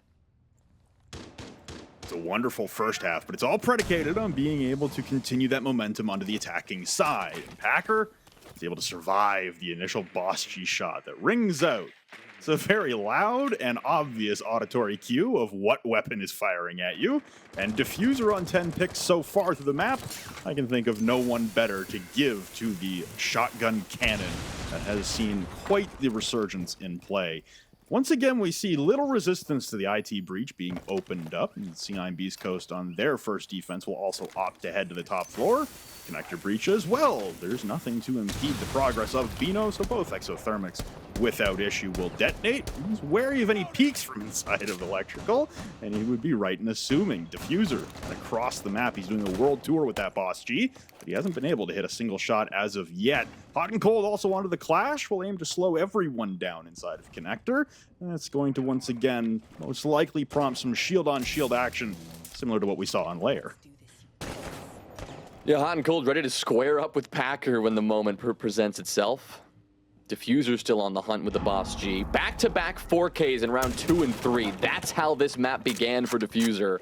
Since gotten relatively quiet, only 2 kills since then, but frankly, we haven't seen too much success as a whole for C9BC. Hasn't just been one player contributing, or in this case, not contributing. Still double digits already. The only player in the lobby to have reached that tally at this point. On the hunt, on the vigil, and trying to make it work there. Down below, I mean, we saw this from C9BC on their attack. This time it is Giddy for CL4L, and it will also be effective. The buck down below with the skeleton key. It's a tale as old as time, but one that Gavini was not prepared for. Now they have to deal with Packer as he begins his push to the site, slowed down by the Kiba barricades, but this is showing you that, well, CL4L, they're ready to move in. Look at the smokes dropping now.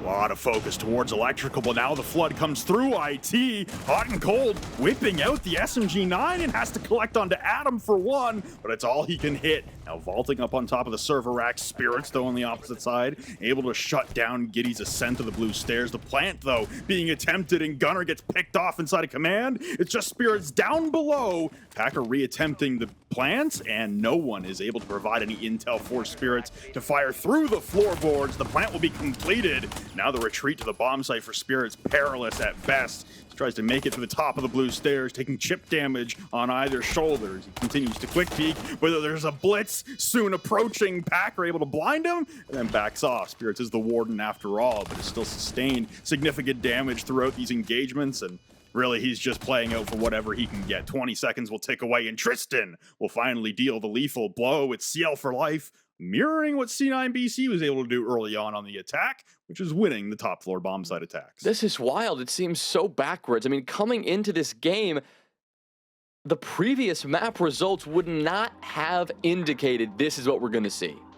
We've talked about it already, but CL4L, when looking at just their open playoff performance against Los specifically, they beat them 7-1 against a T1 team on Lair. They also beat SSG Academy on Lair.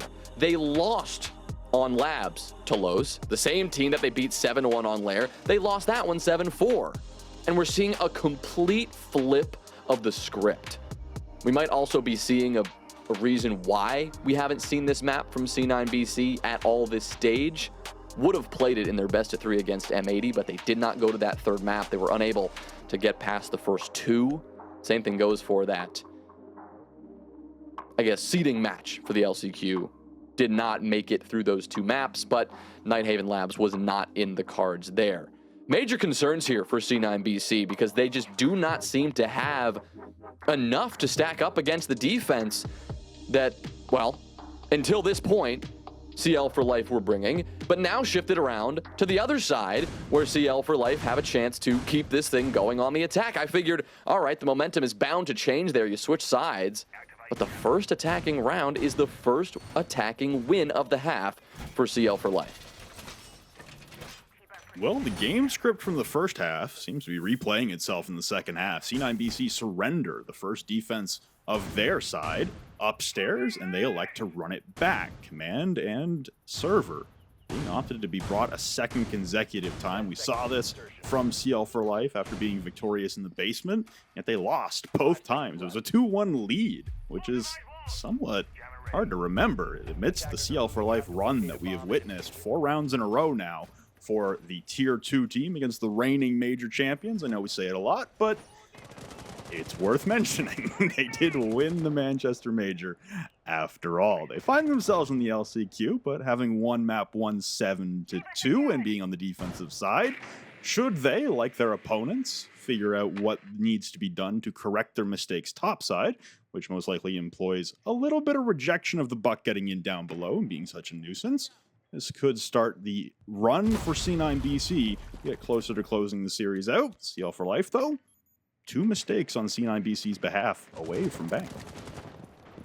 Seems that CL4L have some information to work with here, and Adam, well, not going to act on that just yet. He'll step in the building to deal with that default cam. Take a look at Giddy's drone as he sits outside the window. Knows that there's someone moving around in there. The logic bomb will help communicate the positions of the defenders, to be sure. Information is everything, as we talked about, but you do have to act on it quickly enough, because as you see here from Hot and Cold, you wait around long enough and you're going to have him drop away to safety. He's down in the basement, working in a bit of a flank, and Adam and Giddy, well, they'll have to find him another time. They will enter the building now and start to take this control, take the space of this map that has now been afforded to them. And of course, important for Giddy as always, as the buck, to do that very thing. So he'll turn his attention up above, get this IT wall opened up thanks to Bino, and as they do that, you're gonna see good early progress for CL4L.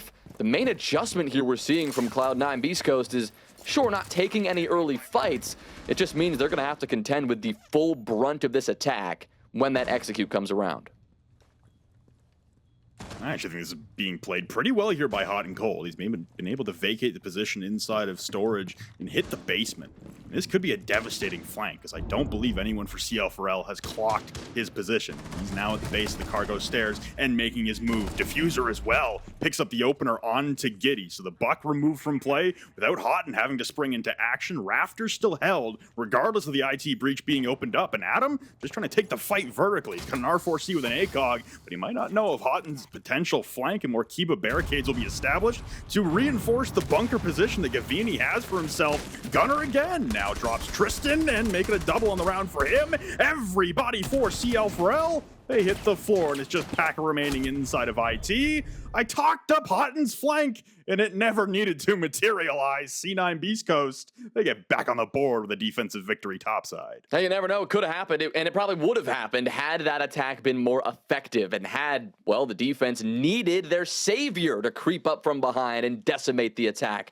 But they didn't even sorta need it. As that attack worked its way in, they just got picked apart piece by piece. Great example, right? The play on the rafters there in Warehouse, right on the balcony. A perfect back and forth. You had one player just locking that down, just saying, all right, you are never going to take this space. That was Gavini on the Azami. And he was dealing with what? Adam down below? How difficult is that for Adam in a situation like that, Flynn? I mean, we've all been there in a game where you're just like, you feel like you have no options. You feel like you are looking up and just, you could die at any moment. So you're looking left, looking right, looking left, looking right. Adam was alone in that position. He had some information, but while he was busy creeping up the stairs, right, the rest of the team, they were working their way in from the other side. They had the IT wall open, and C9BC just shut the door in their face and said, nah, all right, you are not going into this site today. So they deal with the top floor site, and they make that work that time, and at least have a defensive victory under their belt. Question is, can they replicate that? They're still down by 2. Still down by 2, but a flawless defense surely is the sign that C9BC are going to come to grips with what is necessary to repel this troublesome foe of theirs that has suddenly sprung to life and become a bit more of an obstacle than previously anticipated based on the performance from Lair. And here comes that Boss G once again. This time Gunner has the mantle of the absolute rocket cannon that is the Boss G on the Vigil, using the ERC cloak to avoid the purview of any drones that'll be entering the building. At the very least, he is killing a lot of clock, and much like we saw from CL4L, a basement defense that employs all 3 floors. Quite the roaming contingent. We've got Gavini on the Solus as well, being spotted up inside of rafters, ironically, as the Solus, off of a drone pre-placed in the bushes, and that's going to prompt him to vault out of position. Maybe not aware that the intel was on him, but regardless, he vacates the position. And now, that's top floor afforded for CL4L if they want to employ a top-down clear. Yeah, they've got what they, I guess, would deem to be a stepping stone here on this attack. That first step, the first box to check as you work your way in and try to clear out this map. And that is the top floor. With that control, they can begin the soft destruction that, of course, that boogie drone provide. I swear I saw that. I totally didn't. What we're seeing is breaching charges and breaching rounds being set. You've got Bino down below. He's worked his way around. Got that wall open, but here's the swing from Houghton.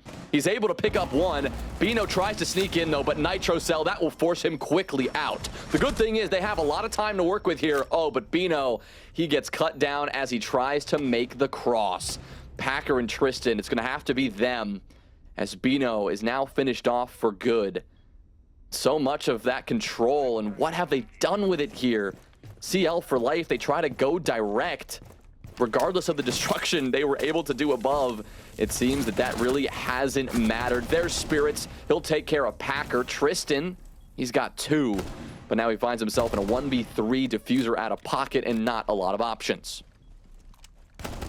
They've got intel through the kill holes up above, but it was really the horizontal front for C9BC on rejecting the entry through the assembly breach. More shots will ring out from this DMR from Tristan, but he is at a severe health deficit to his opponents. And a quick peek with the SMG-12 now. Does carry the diffuser as it has been recovered, by the time taking down, he's dropped to 12 health and just proceeds into Exo, most likely to get his 1 and call it a day. And diffuser, he's got no intention of playing that game. Gavini will come in and shut it down. And just like that, we have a 1-round separation between 2 teams where a chasm used to exist. Yeah, we've got a game now. This is competitive. And as you get into the back half of this map, it feels like max regulation at the very least is in the cards. We'll see. Still 1 more round to go to tie it up at 5 for C9BC.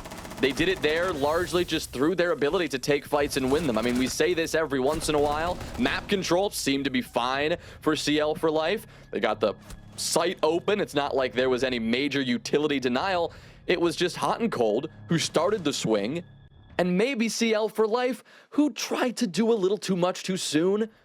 I mean, we're just trying to find a pattern there. Bino, he really wanted to go for that diffuser, really wanted to put it down. I like that he did it with, roughly minute 10 to go, because that meant that even if a Nitrocell got sent out, he could back off, he could push back in. But the second time he aggressed into the site, what happened? He tried to cross to the left, outside the view of the smoke, hoping that that quick move would maybe be caught or not caught on the side of C9BC. But they spotted it, they took him down, and at that point it was just, how can you recover?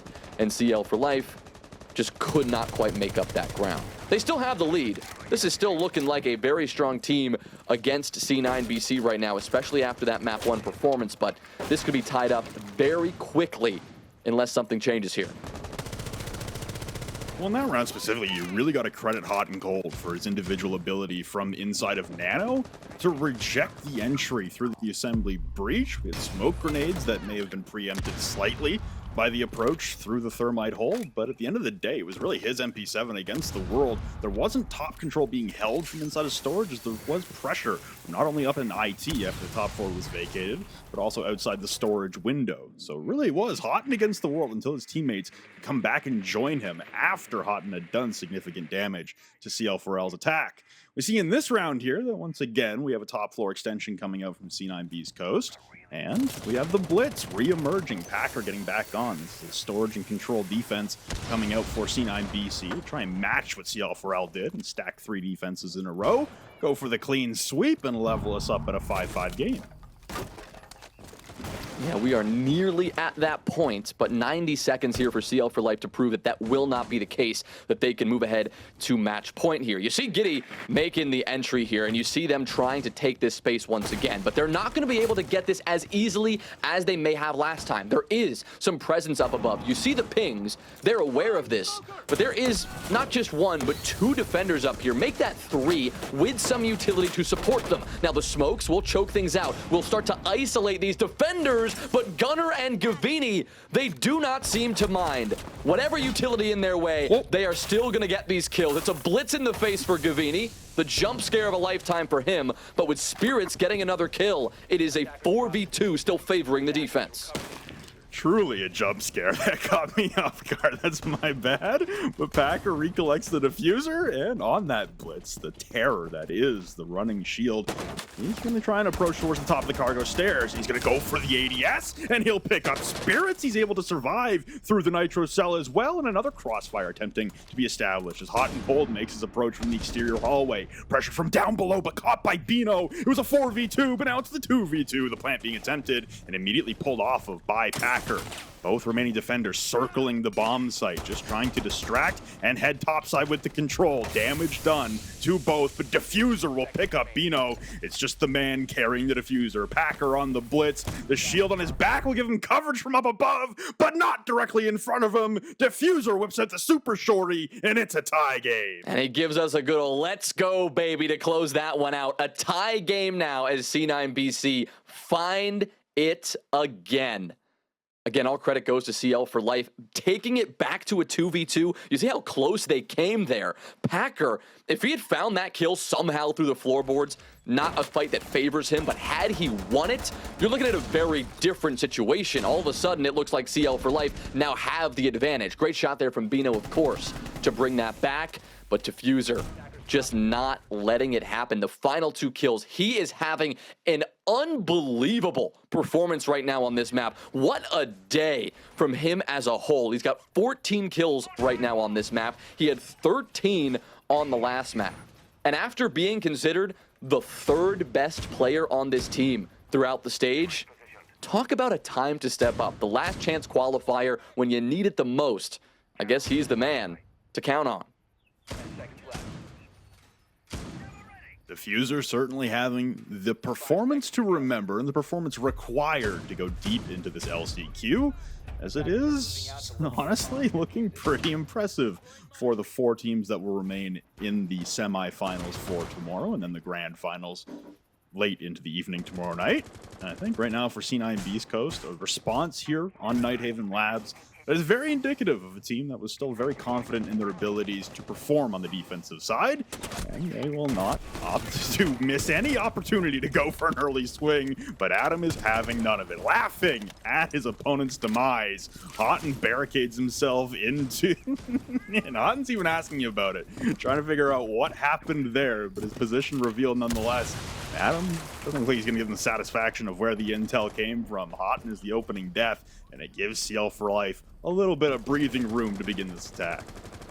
Yeah, kind of back in the front in terms of the entry game. Despite their success and despite this tie game, it is still an overwhelming C9 BC favor in terms of those opening kills. It's not even close. We've only seen, what, 4 kills now. That was the 4th of these 10 rounds where CL4L have secured that entry. It obviously hasn't mattered too much, but they've been having to fight on the back foot. This time, when they have a chance to propel themselves to match point, well, they're gonna love the fact that they can do this in a 5 versus 4. On the attack, that only means so much, especially now that C9BC seem to, well, I would say play a bit more passive and not want to give their lives away, but we did just see Diffuser drop down the hatch, and he may be looking to get a little more active later on. That C4 just narrowly missing Packer. He stays alive, and that is a big moment to recover for him, as now he's alive and he is just going to push his way on in. Adam at the helm, Packer to follow. He can't get 2, but it will be 2 for Adam in this one. Spirits, a good trade onto Packer, but now it's a 2 versus 3, 2 versus 2. It's C9BC's turn to fight back. Look at Spirits. It's now Diffuser. Close on the IT wall, full HP, and he's got Tristan right outside. Adam, on the other hand, is trying to track down Spirits, who is low HP in his own right. Prone and waiting. Tristan and Adam trying to group up here. Effective for Adam as he lands the kill onto Diffuser, the more powerful of the 2 players remaining. But Spirits, he was top rated all stage long for a reason on this team, but he cannot land the shots onto Tristan. C9BC cannot keep the streak going, and CL4L, they have a chance to win this right here. You can see CL4L's attacking philosophy on this specific bomb site is especially routed in not only IT, but electrical. Being able to flood through electrical while having distractions on the connector wall, much like we saw from C9 Beastcoast with Hotton's Maverick play, it's integral to being able to push through, but one of the keystone positions is Rafters.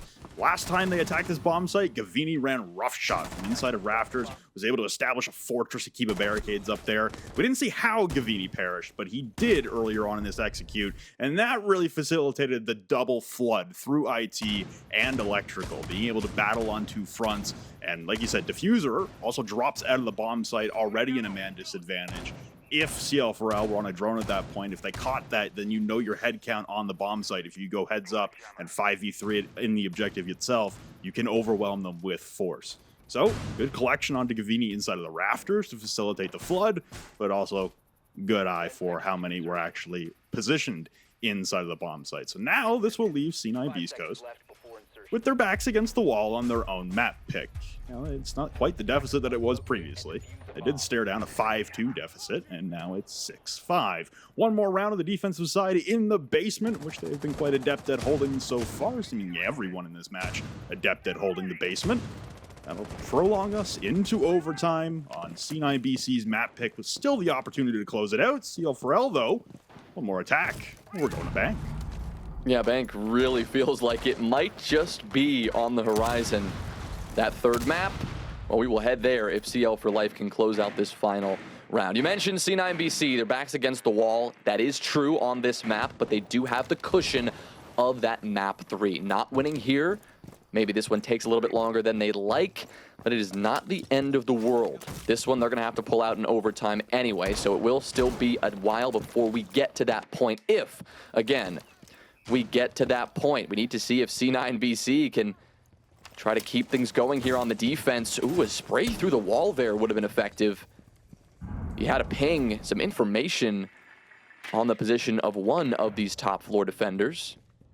No spray, though, as Giddy just tries to open it up and get the rest of this team to circle on in. Just look at the bodies you see right now for C9BC. Really emphasizing this top floor control. You've got a couple players down below, a couple players up top, really just trying to hold this map control as long as they can. This time, we do see the boogie drones. This is not a hallucination. You've got Packer bringing the ram, so you know that map control, you know that soft destruction is the target here for CL4L. We can see the top floor vacated pretty early on, and I think for how much intel that CL4L have been able to gather against Gavini on the Solus, really does highlight the changes to that operator, but it's not going to stop Gunner from putting a bullet between the eyes on Adam, the Ash laid to rest. It's another opening pick for C9BC, being able to horizontally spread on the main floor after giving up top, being able to back their way out of command and out of server, hot and cold. There was one Nitro Cell missed earlier, but now Bino falls in the hands of the explosive. Giddy with a response onto the diffuser off screen, but here comes the flank. Gavini was being read topside. He won't be read inside of storage. The SMG-11 goes nuclear, and it's just Giddy alone in the 1v4. We are going to overtime. We are going all the way here, and thanks to some play from Gavini, some beautiful shots, and I mean, talk about positioning, the flank. Every time it seemed that he took a gunfight, well, CL4L were looking the other way. Just the perfect timing on every single swing he took, and that will propel this team all the way to OT. We're going to have to see this one come down to around 14 or 15, as it may have taken them a second, but C9BC, they finally found their stride on the defense and did not let this thing get out of hand. We're going to have to see this one to its conclusion. I mean, you see it there. It got rough for a moment, especially after that 11th round where CL4L did have a chance to close it out. But that one, not even close, at least in round 12, Flynn. That one was a bit more one-sided in terms of the overall split, and I think that's why you're going to see this timeout taken before we head into OT from CL4L. Yeah, much was made, and rightfully so, of Super holding the timeout in the NAL Grand Finals between Sonics and Dark Zero until round 15, being able to call it. They don't leave it that late, CL4L. They're going to do it at the conclusion of round number 12, so on the brink of overtime, as opposed to the final possible round. But nonetheless, better late than never for CL4L to gather their thoughts and understand what approaches them. I think, again, C9 Beastcoast, they've been able to play in positions that feel compromised. Having to force their way down to the main floor from the top floor so early on in consecutive defenses at this bomb site, it feels disadvantageous. And they're going to start once again downstairs in tank and assembly, trying to continue this roam that peels off the top floor relatively quickly in comparison to what we saw out of CL4L on their defenses that employed a top floor roam. But instead, they're able to spread horizontally to the point that CL4L cannot gather the same level of information that C9BC had on the attacks, and then just straight up opted to go site direct, realizing that the task in front of them was pretty tall. CL4L still opting to try and employ the full clear, but they've run into a brick wall multiple times, usually named Diffuser, this time named Gavini, but all the same, it's resulted in a lot of casualties on the clear, and nobody really getting close to the bomb site. Well, this tank and assembly site, C9BC, they are 2 for 2 on it in that second half. So going back here makes the most sense. Their rockiest objective was that top floor site, command center, servers. So good to see them avoiding that as far as their defensive hopes go. But that also means that CL4L have seen this twice, have attacked it twice, and may have a better idea of what their shortcomings could be. We saw a very different attacking lineup last time, if you recall. 2 times ago as well. I mean, we saw that thermite push. We saw that kind of last-minute attempt at a push through the breach from CL4L. That was back in round 9. Round 12 was a bit more about that map control and just maintaining as much of it as possible. So here, I mean, again, you see the ramp being brought out from Packer. You know the approach is going to be to get these kills and clear out these defenders. And so far, losing Gunner here, that's a big loss for C9BC, but Diffuser and Gavini right on cue, they'll respond. Good C4, but it will not connect with the player outside the door. Instead, Packer will step up, and he's the one to get the kill. This time, the roam clear is much more effective. Well, the tempo change here for C9BC, not vacating the top floor so freely. Gavini and Adam both doing battle topside. Gunner fell down below on the main floor, but Gavini wanted to stand and fight and hold his ground, doing battle outside the IT breach and then turning tail towards rafters. Nonetheless, seemingly caught CL4L off guard and got them into a position where they were hemorrhaging man count on the main floor, not anticipating still top control being held by C9 Beastcoast.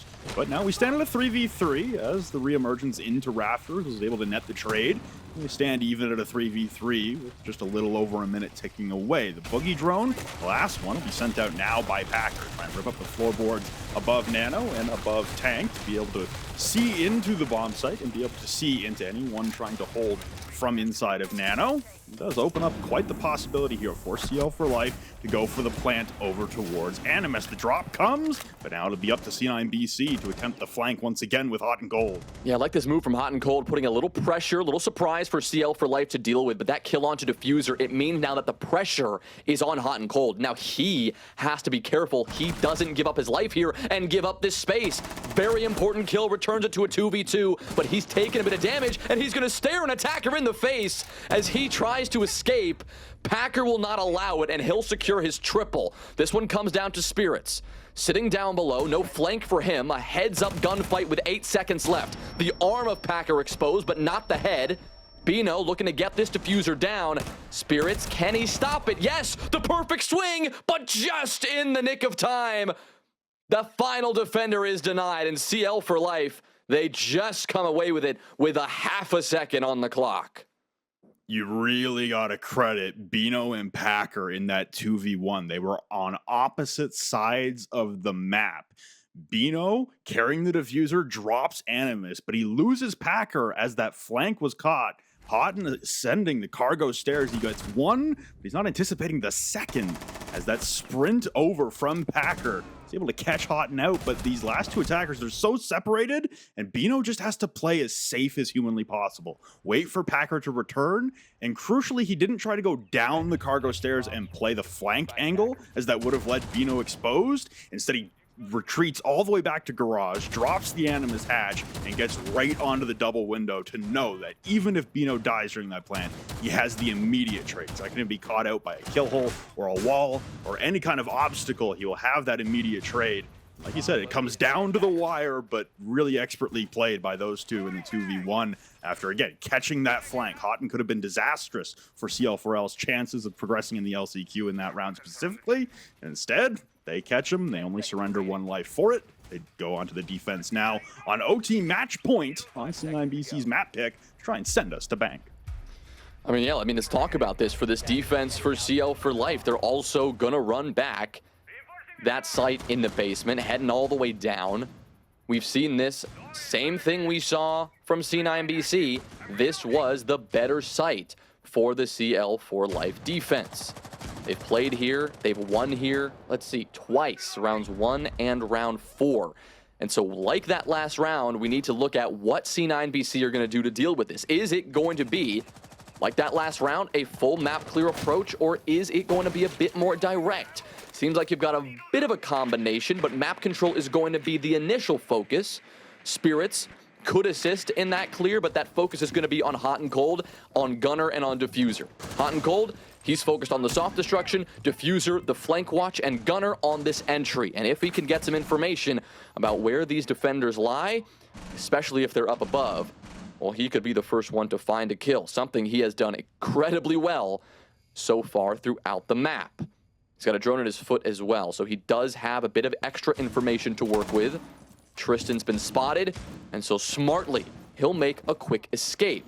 A retreat, though, not down to the site, but up top, where potentially C9 BC are waiting. We can see the majority of the contingent of C9 BC's attack making their entry and insertion into the map through the main floor, which I've always been reticent to recommend simply because that puts you in the middle of a crossfire. There's 2 defenders now topside. Now only 1 as Tristan's gone for the complete rotation over to garage. But you still have to worry about Bino topside, and there are defenders in the basement as well. So the pinch could be happening upon C9 BC at a moment's notice. Giddy starting to aggress over towards the cargo hallway, makes his way into control as well. And we'll see how much of this first floor that CL4Life they still have control of, and C9 BC once again targeting EXO as the entry point. Isolating kitchen and lounge and making sure that this is their pivot point to rotate off of, and yet EXO still continues to be the execute location that they favor the most. Their boogie drone coming out to open up more holes on the floorboards. The Flashes come out, and now C9BC will address the top hold. Oh, good kill there from Diffuser. We emphasized how important his role would be on the flank watch, but as 2 more kills go the way of C9BC, the question is, can Bino pull something crazy off from above? He is still all the way up top in his position. Well, he's now been tracked, I think, by the Deimos there for a moment, so they should know exactly where he is. That means at most, there is 1 player on the site. It's Packer, but he's got a chance here against Gavini. He's alone, and the Nitro Cell won't do it. C9BC, they managed to take control of the map 1 kill at a time, and that means we go to round 15 to decide this second map.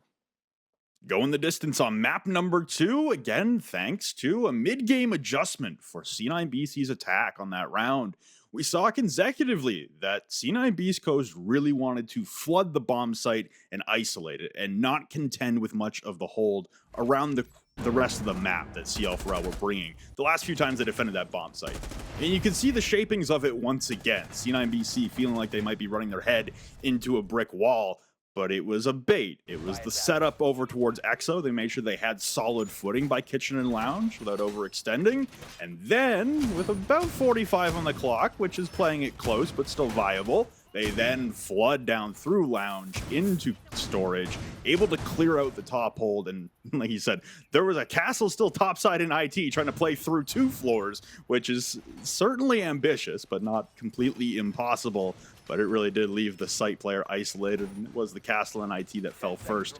And the timing of the Nitro Cell against the Maverick also not optimal. So that puts C9 Beastcoast back in the driver's seat, onto the defense. They're victorious downstairs, so they won't be allowed to go back down to the basement where we've seen Tank and Assembly be so successful. And instead, they'll opt to go to Control and Storage to lock out the series. 50-50 though. I mean, really, which way do you think this is going? CL4L, it's been so back and forth on their attacks. They just won the last one here, the most important one yet in OT. Just 1 more, and they'll push themselves into that 3rd map. We'll get to see Bank, and the hopes of T2 against T1 would remain. A lot of LCQ to play after this, but this opening round, it's been so cutthroat. We've seen how long these matches have gone, especially yesterday. Tonight, we could see our first map 3 if CL4L get their way. Watch the bandit trick. An important moment here as Gunner will attempt to come on up there and quickly back on off as the pressure down below successfully being applied, most likely there by Adam, not allowing the bandit to work. Back on the site itself, you see that everyone else is generally going to return to their positions. They know that, well, a couple players still lie down below. They maintain, what, 3 defenders on this extension up top, 2 on the site, as now we see the breach continue as that warehouse wall is opened and CL4L continue to open up what they need to. Opening up what they need will be IT and garage reinforced walls. That's the only hard destruction they had available in the lineup was the exothermic charges. Gavini, though, still stationed inside of rafters and once again rebuilding his fortress of solitude with the Kiba barricades. This will now be the Deimos Deathmark coming out onto Hot and Cold, the Smoke, who is one of the few players either in or around the bomb site. He's inside of Control, specifically with Diffuser on 18 kills inside of Storage. Hot will rotate into Storage as the Deathmark gets canceled. And now this opportunity for Adam to ascend the rafter stairs and start to contend with the top hold. You can see everyone as well, CL4L pushing in through IT, and now the drop from Adam to try and press upon his advantage into Control and into the objective. Yeah, they're getting a little more active now. They know the time is limited. Gavini, he's the one to strike first, but there's Adam with a response. Oh, and he wins the second fight against Gunner. Now that's the big one. The trade was denied. Now C9BC, they're the ones on the back foot. They still have 1 defender up top. Gavini, probably the most important player now, and he comes out on top against Tristan. Such a big fight to win at a dire moment like this, but look at Adam. That's 3 kills for him. The Ash just lurking on in has been so devastating for C9BC, and now they have control of the site. With 7 seconds left, this diffuser will go down. The 2 remaining defenders up top, now they begin their drop. Gavini, he's toast on the window. Quad kill for Adam. Spirits, it's got to be him to pull this one off. 22 HP, otherwise we are going to map 3. 15 kills for Adam. His 16th, and the ace is just around the corner. He'll look for it and securing it. The final round is an ace from Adam, and we are going to bank. CL for life, stay alive. Adam with the explosive entry and continued dominance as he presses his way all the way through control. And we go the distance. 8-7 victory for CL4L. They held the 5-2 lead. They had the 6-5 lead. And finally, they were able to close it out. 8-7 on map number 2. Bank still awaits us as map number 3, but suddenly the T1 versus T2 battle, it's hotting up once again, just like it did yesterday. Map 3 and the conclusion of the quarterfinals of the LCQ is up after this break.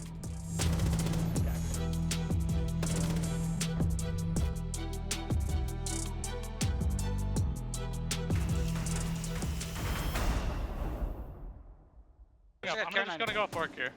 No info. Play just take top out when he drops. I'll play forks. I'm gonna play cargo stairs. Shocking. Just play your life, guys. Yep. If he goes down, I'll just run. He dropped games. Games. Yeah, give me comms. I can flash. Let's fucking go, Adam! Let's fucking go! They are tough as fuck! Baby. I promise you they're tough as fuck right now! Let's they go! are tough as fuck! Adam, I'm gonna fuck your big chunk of hole! Oh my god, Adam! Let's go, bro! Big chunk of hole. Fucking job! Oh my fucking god! Let's go! Let's go, bro! Oh my god! I'm not gonna cap gun anything. I got an ace. Come on! Let's go! What did he just... Well, Oh my god. an Adam bomb followed by some F bombs there, dropped on laps. The final round of overtime, and in the fallout, the T2 team standing as the final survivors. But you know, it was a near run thing. I do not think C9 BC are effing chalked. And maybe the real question to be asking here is why C9 BC lost despite their spectacular run back.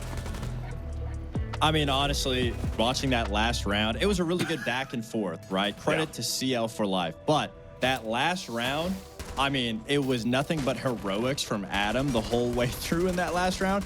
It was so confusing. There's no way to really think about it that C9BC came back all the way, brought it to OT, and in that last round, they miscommunicate. Adam gets the breach open. And I mean, that round just slipping out of their fingers is just so heartbreaking because C9BC was so locked in to bring it to overtime. They were playing so good on their trade game. And then that last round, I mean, the pressure got to them. I think that's simply what it was. I think the pressure of the 7-7, the time dwindling down, every player kind of misplayed the situation. Yeah, I mean, this game has been. I don't know. The vault, the breach being laid on the door, no callouts happened, no trade happened. I mean, this has definitely been a game and a battle of attrition and resilience. And CL for life, like they mustered it, they pulled it out, they did what they needed to do. Unfortunately, I mean, they probably wanted to close it out a lot sooner than bringing it to that max overtime. But I mean, Adam pulling out that ace in that last round, I mean, it really was a diffuser and Adam show. I mean, both the players were going back and forth. Diffuser dropping 18. I think Adam dropped 16 there, clenching that ace. I mean, it was just a very back and forth game. And hats off still to Cloud9 Beastcoast. I mean, they did bounce back after being down in that deficit, but ultimately just couldn't get it done. And now we are going to be moving towards bank. Right, and I think that's what we wanted to see from CL4 Life was the brawling, just going back and forth, the trades. And I think it didn't work in the first map. It definitely worked out for them in this map. It got away from them from a little bit, but obviously, again, Adam just across that finish line. I mean, what a phenomenal player from him. He was lights out the whole game, all the way through. I think it got way too close for comfort. But now the strength, I mean, let's just watch this 1v5 real quick. The fact that there's no communication on the first kill and then the player directly to the right just unfortunately whiffs. I mean, that is just unfortunate situations, but great heads up gameplay from Adam. I mean, he pretty much single-handedly carried that last round. And so Yeah. it was lights out from them. And that's what we wanted to see, is just the fighting. Yep. Obviously, the opening kills were not going in their favor, and they still were managing to bring back rounds. Now, I do think that's a little bit of C9BC's overconfidence, just allowing these kills to just, even with the first kill, just giving multi-kills back. That should not be happening at all. And I think it was a real wake-up call. And now going into Bank, I mean, it's a little stressful. Yeah, I mean, of course, on the other side of the ball, we'd be remiss not to talk about Diffuser also having a monster game, one of the best that I think we've seen out of him from the entire stage. It's got to be a little frustrating, though, and I'm sure you guys can maybe sympathize as former pros to do so much work, but to not quite be able to get it done as a team.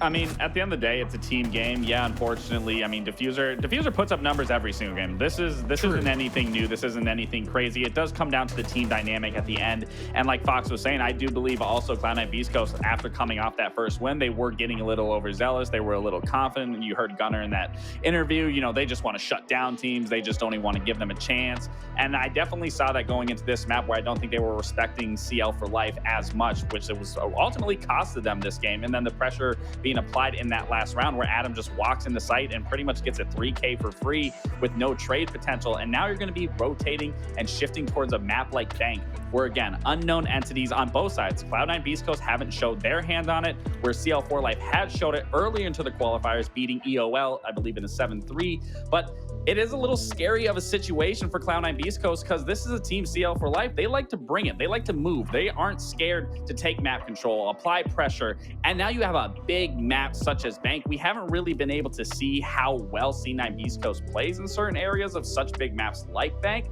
So I am curious to see how they are going to try to clamp down a team like CL4L, or even Giddy, or players like Adam just getting into the map or rotating around the map on the defensive end. I mean, I do believe they are going to tighten up on every single front, not only from their attacking side, but especially their defensive side, because again, the lack of coordination is what really costed them that last round.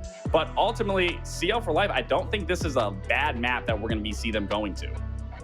Not at all. And I mean, Lair, C9 Beastcoast won Lair by simply outshooting CL4L. Yeah. And now on Labs, that was another situation where they just tried to outgun them, and they were met with the reality that CL4L can compete against them. And now that could add a little bit of the mental pressure. I mean, they were saying that they could be chalked. Obviously, I don't think anybody's chalked in a best of 3, but it does put you in a difficult spot, because now you know, hey, if we just focus on gunfights, we actually could lose this. It adds a little bit of doubt, especially going to Bank, especially because you have no idea what to expect from this team. So I'd like to see C9 Beastcoast, at least on Bank defenses, focus on a little bit more of the utility game to guide them through this win, rather than just letting their guns reign true. Because if they're a Pro League team, they should have the better strategy to just beat CL4L, just plain and simple strategically. Yes. Yeah, and the mental fortitude too, right? Going into a map 3 after a big overtime, you would expect the pro team, the major winner, to be the one that sticks it in. They've got one more chance here to maintain their pride, to get this win over this T2 team for the last time here tonight. I'll send you to Jonah and Flynn for Bank. Well, thank you, Korvac. This one coming down to the final map. Of course it is. A T2 team with another chance to dethrone a team who was maybe not the best in the closed league, but C9BC were no slouches. They had 5 regulation wins. They were looking good through the start of the stage. They just did not perform when it came to the playoffs in those best of 3s. But a best of 3 with elimination on the line now stares them in the face, Flynn. And yesterday, we saw SSG Academy take it all the way to 3. Today, CL4L have done the same thing, but can they change it up and actually come out the victors on this third map? We'll find out here, but I do want to get your thoughts. Based on what you've seen so far, how do you think this is going to shake up? No, I think Fox and Lax are correct in their assessment that we saw a C9BC expecting to be able to outgun CL4L on Labs, because it was successful on Lair, and yet the tides quickly turn, and you can see, like they said as well, the lock-in for C9 Beastcoast to be able to pull that map back into their favor, and the possibility of ending the series at a 2-0. Again, I'm kind of on the side of the desk. I don't think the reigning major champions are chalked after losing an 8-7. I think the mental is quite strong on this team. We even heard Gunnar talking about it in the pregame package, which feels like a year ago now. So we're gonna again see some basement defense to begin things off. C9 Beastcoast starting on the defense on Bank. We saw quite a few basement defenses be victorious on Nighthaven Labs, but we see a similar pattern on Bank. It is historically and notoriously one of the better defensive sites on the map, but the map as a whole has been trending a little more attacker favorable. Not attacker sided, but more favorable for the attackers in the recent seasons.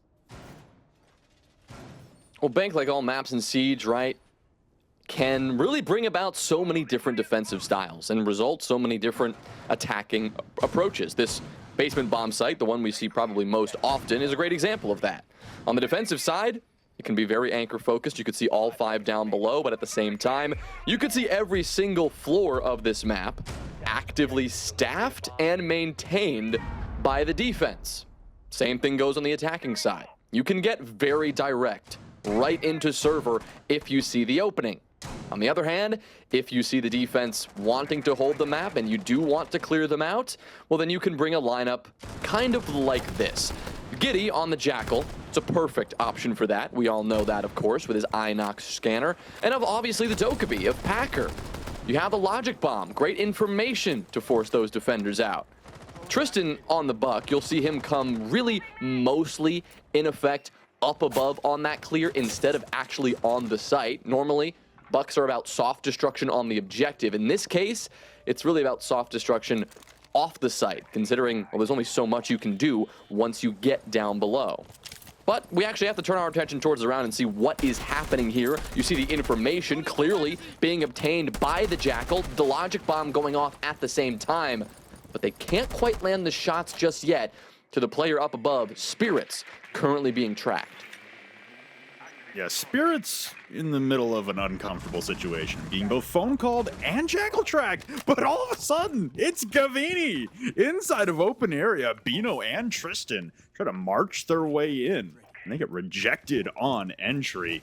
I think right now this is an opportunity for C9 Beastcoast to continue to bring CL4L along for the ride, which is chase down Spirits, and everybody else follows. Instead, Spirits, he hightails it back to the objective, and it's a 3v5 for CL4L to work out of. A great spot for C9BC. We've seen them again in positions like this before. Look at all the information, the Logic Bomb, the Jackal track happening simultaneously here. And eventually, that will get them something. CL4Life got the kill there, but they still have to find a little more. You see Packer heating up. When Gaveni go, and Giddy is able to get the response onto Packer, but again, playing the trade-outs is not going to result in a successful end for CL4L. 3v2, still in the favor of C9 Beastcoast on the defensive side. Smoke grenade comes out from Giddy at the base of the marble stairs, but Adam drops into vault, hitting the goo mine. It's Giddy the man carrying the diffuser. He tries to walk his way into lockers, and he'll be successful at catching Spirits off guard, suddenly leveling the man count. That smoke is shrouding him and being able to give him a little bit of access, a little bit deeper, but the vault walk unsuccessful from Adam. Late round heroics in round 15 on map number 2. He won't be able to replicate the results in round 1 of map number 3. Well, at the top of the round, I said, hey, this could go two ways. It could be a lot more direct, or it could take place really off of the site. And as it turns out, almost every single important engagement occurred before those attackers actually got down to the basement. By the end, you had C9BC firmly holding that advantage, and there was really nothing that CL4Life could do. You like the approach they brought, you like the operator selection they brought. There isn't much of a better composition to clear out a map like Bank, even given its sheer size. The Jackal, the Dokkaebi should get it done. Effective in moments, but when it came down to it, you saw that 2v2 in those final moments, and Diffuser and Hot and Cold, they cleaned it up, so they will start things off on Bank with a win. Good hold of that defense to start. It's not often, after the conclusion of one round on a map, I often want to give flowers or shout-outs to individuals, but I think as this match has progressed, and I think honestly as the stage has progressed, Hot and Cold's play, especially in this series, but for the majority of the stage, has impressed me. It just continues to catch me off guard of how elevated it seems to be and how stable and consistent he seems to be. As his name suggests, there was a point in history where it was kind of a boom or bust for Houghton, but it seems like as age has matured him and everyone else in the scene and around this team, he's become a lot more reliable and a lot more resilient as the stage progresses on. It's just been very impressive to see from him.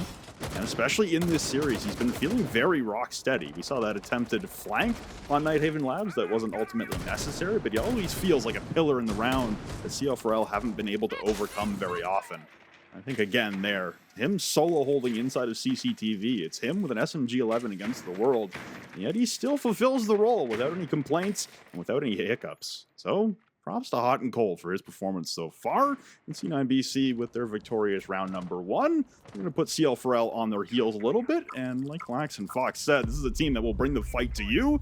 They certainly seem energized to do so, walking all the way up the spiral stairs. Yeah, look at Adam. Good swing. He takes care of Spirits, who is not able to survive the onslaught of attackers this time. And this one, arguably more important that we see CL4L take this top floor control quickly. This is a first floor bomb site after all. They don't have to work all the way towards the basement. This is a site where the soft destruction from the Ram will directly impact the objective. 2 big kills to start the round here for this attack. Seems like that top floor presence, at least for the most part, has now been dismantled. Hot and Cold, he's on the clash, and so it seems like the rest of this defensive hope is going to come down to their ability to play off of Hot and Cold, maybe any information he can provide. You have Diffuser in the elevator here, maybe hoping to go unnoticed, but you gotta watch out here because now with stock control given up, some information obtained, it's not gonna be long before CL4L actually begin to execute on this site. They are currently circling all around it, all above it. In a moment here, you're gonna see this drop, and they have a substantial man count advantage at the moment. Circling their prey as they continue to rip apart any safe haven of the bomb site, but Gavini on the read, he gets them both, make it a triple! It was a 5v3 disadvantage, and Gavini turns it on its head, absolutely obliterating anyone who tries to enter into his bomb site. He has Hot and Cold at his back to continue to slow any more advances, and Hotten's gonna whip out the SMG-9. Hearing this will be Packers. He vaults up onto the desk, and they do equal damage back and forth. Packer able to pick up Gavini, and now it's all down to Hot and Cold on 16 HP. Moments after I gave him such high praise, has to facilitate the reload on the SMG-9, awaiting the flank in through the mini office, but instead turning his attention now on to where the diffuser has been planted. Bino on 100 HP, downs off Packer, but Hotten cannot hit the transfer and pick up the clutch, unfortunately. And very fortunately for CL4L, they're able to withstand Gavini and Hotten's heroics. But withstanding the heroics seems to just be, I don't know, the game plan for CL4L right now, or the necessary steps they have to take to win this. It's got to be so brutal now for Gavini to be the one to face the, oh, I just did everything I possibly could, guys, and we still lost that round feeling. Diffuser's been the one kind of in that position thus far. He's been at the top of the leaderboard. He's been crushing it, even on that last map that C9BC could not come out on top of. But as you were mentioning Hot and Cold, Flynn, I was thinking, let's talk Gavini, because although he has been slightly overshadowed by Diffuser, his contributions have been absolutely incredible, not only just in terms of getting that opening kill, but sheer numbers as well. He was right behind Diffuser on map 1, still with 11 kills to Diffuser's 13. And map 2, by the end of it, Diffuser dropped 18, but Gavini, he dropped 14 as well. So he has been putting in the work, did whatever he could there in that second round on bank to put C9BC on top, but just could not do it. We talk about the resilience of this CL4L team, and I think you see it on full display there. The real highlight was Gavini, but the round win still goes to the attack. It's a crazy thought, Jonah. A team that won a major might have some good players on it. I think right now for C9 Beastcoast, you feel okay in that round being able to pull it back. Top hold got obliterated pretty early on, and that's probably one step that you would like to correct the next time you head to open area. But at the end of the day, Gavini being able to, again, be a human turret at the base of open area double door of marble stairs, because it does inspire some confidence in terms of being able to continue the rampage, much like we saw from Diffuser early and often on Labs. Rotero drone comes down the marble skylight. We'll clear out the barbed wire and assess the position of one defender waiting for anyone on CL4L, maybe trying to get overambitious and vaulting down that skylight as we often see. The Brava comes out in response to the Maestro Evil Eyes, but actively holding the Evil Eyes will be Gunner to try and protect his precious utility, making sure that the Clutch Drone cannot hack. One destroyed, one in operation by Giddy as he continues to hunt for targets.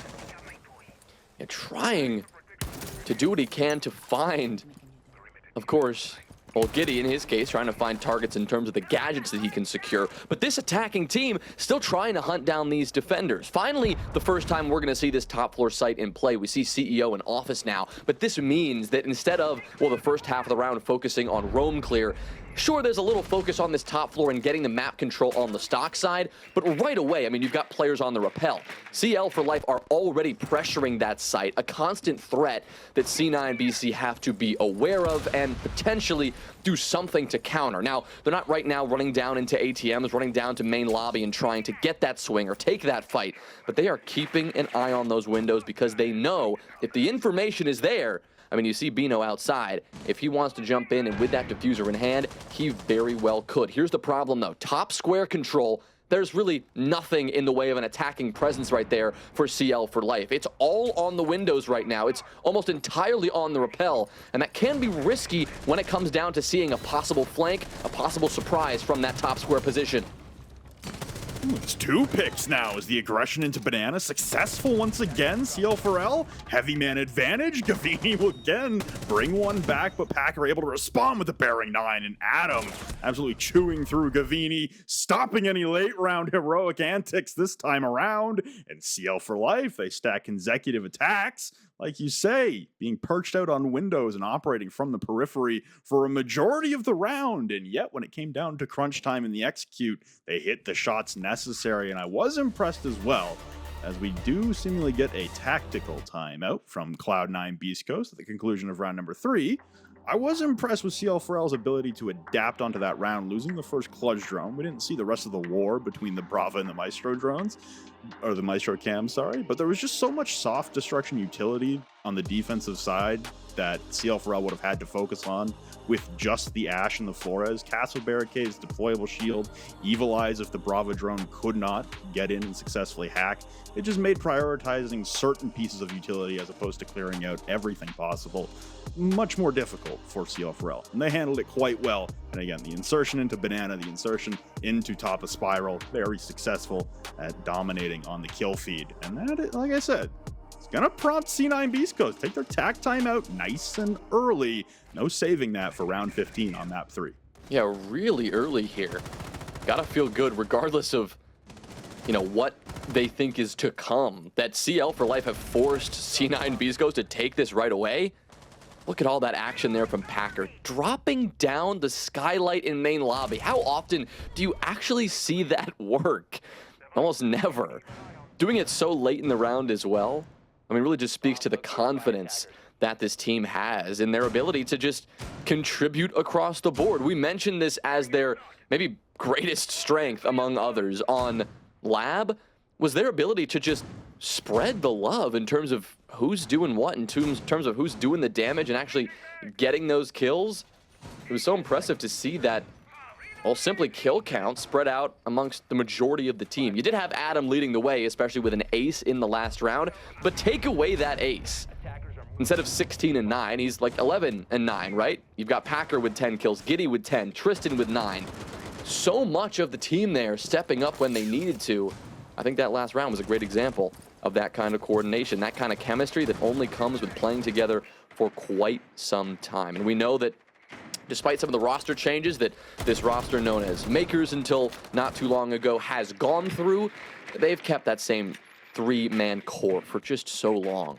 And it has been a crucial part of their success in the T2 scene every time they do every once in a while run into that T1 talent and things like Element 3, which they ended up beating Wildcard, doing things like that, where they have had some pretty impressive results. So far, this has been one of those impressive performances, Flynn. Obviously, still a long way to go, just 3 rounds in, but any T2 team taking a team who was, top 4 through the group stage of the NAL, that is a very good sign for not only what they're capable of in this LCQ, but just going forward as a stack.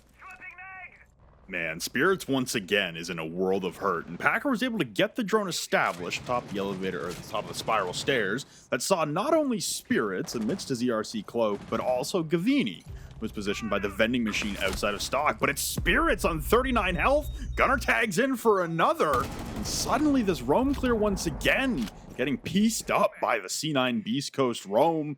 And unfortunately, not a lot of progression made for CL4L towards the building. The interior is still guarded heavily by C9 Beastcoast. They all vacate the roam. They take their picks happily and return to the bomb site. Everyone now on low HP in terms of the attackers remaining. It's just Bino left at full health. Packer still standing, has the ability to open up hatches. That's about it as he can continue to take damage. Goo mines strewn across the map. They're going to continue to be a nuisance. They're going to have to be wary of cap cam traps as well as they begin to get droned out. Everyone for CL4L is going to have to amass on one position and try to overwhelm the C9 Beastcoast defensive force. Packer's just going to join his team down below, but he didn't realize that Gunner was still behind the server rack. Some information missing. Critical information at that for CL4L. Now Tristan with 11 HP is going to try to have to work his way down there, but he's got Gunner out in the tunnel. This is actually such a great play. They know his location, but you're constantly seeing the detected outdoors. You got to be wary of the flank. Gunner can hold this pixel and just be a nuisance. He's downed Tristan, if you could believe it. Gunner just never has to leave. He'll run up and get both kills.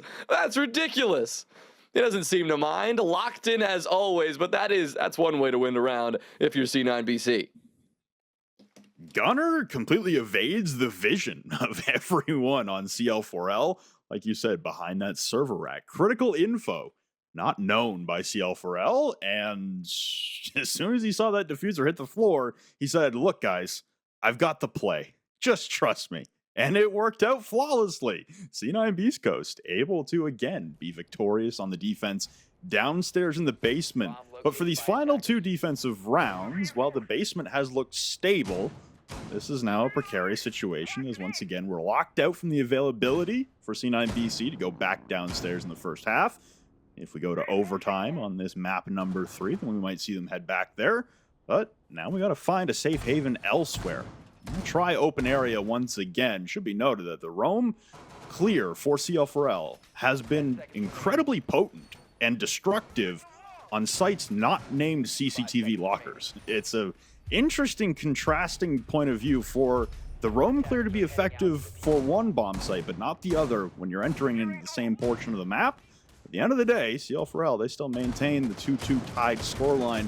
On the attacking side, they're trying to again ensure that at the very worst, they will be tied heading into the side swap. But that's an interesting conundrum that you raise, because why was it that, well, the roam clear won on the attacking side, but the roam, if you flip things around and look at C9 BC, why did the roam struggle so much when they went to this site instead of almost an identical setup on that locker's defense? They'll change things up here, I think, doing what they can to answer that question themselves. They will slightly alter this lineup that you see, doing away with the clash that Hot and Cold brought last time, instead favoring the Mira, adding the Legion into the mix as well instead of the Frost. So some minor adjustments here. I like the change we're seeing from Hot and Cold, and that does probably mean that you might see, well, maybe a Mira window placed up top to support this extension, adding a little bit to that utility that lies up above. You still have the castle barricades. That's still going to be a very helpful piece of utility to have at this point. But, I mean, knowing that this is going to come down to CL4L's ability to get these opening kills, you'd like to see that C9 BC have done a nice job to bolster this extension. Is it enough, though? Suppose we'll find out in just a second here as Gunner jumps out. My God, he is on one. The antics to end round 3, or rather round 4, and here in round 5, he delivers it as well. The jump out to claim 2. Well, it seems that Gunner has found the solution to the roam clear being successful for CL4L on bomb sites not named the basement, and it's don't allow the roam clear to happen. Flying out of the top square windows and collecting 2 off the rappel. means that even though he's traded, he still secured the man advantage, and as the Fenrir, as long as his 2 dread mines were activated, they will continue to disorient attackers who traverse through them. It'll be hot and cold being detected by the EOD as the smokes provide the perfect shroud for Bino to sneak his way in behind the kitchen counter and get the plant down without any interruption from C9 Beastcoast.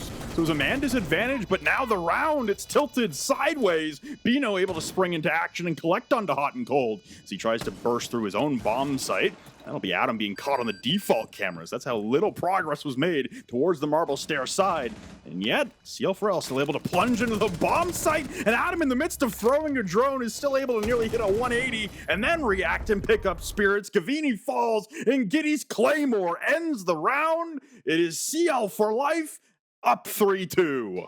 And another example of this team refusing to quit. I mean, you lose 2 bodies before your attack can really even begin. I mean, that is so heartbreaking. That's one of those gut-wrenching moments where you're like, all right, well, we wanted to start this roam clear, we wanted to start this attack, but we've already hit a wall before we could really get it started. The wall was Gunner, of course, and they were able to remedy that by getting that trade, but this is what it came down to. Bino's ability to step up, Adam's ability to cover the top floor, but on the site, I mean, you see Bino making it work like that. Of course, the flank denied in the end. I mean, Gunner can't believe it.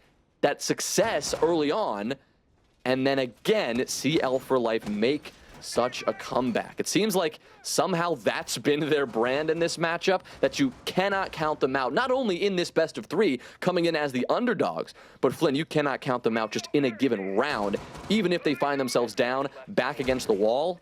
I mean, what, 3v5 turned into a 3v4, turned into a round win. Watch out for this team. They are here to play. And now C9 Beastcoast in their final round of the first half, and their final defense lest we go overtime.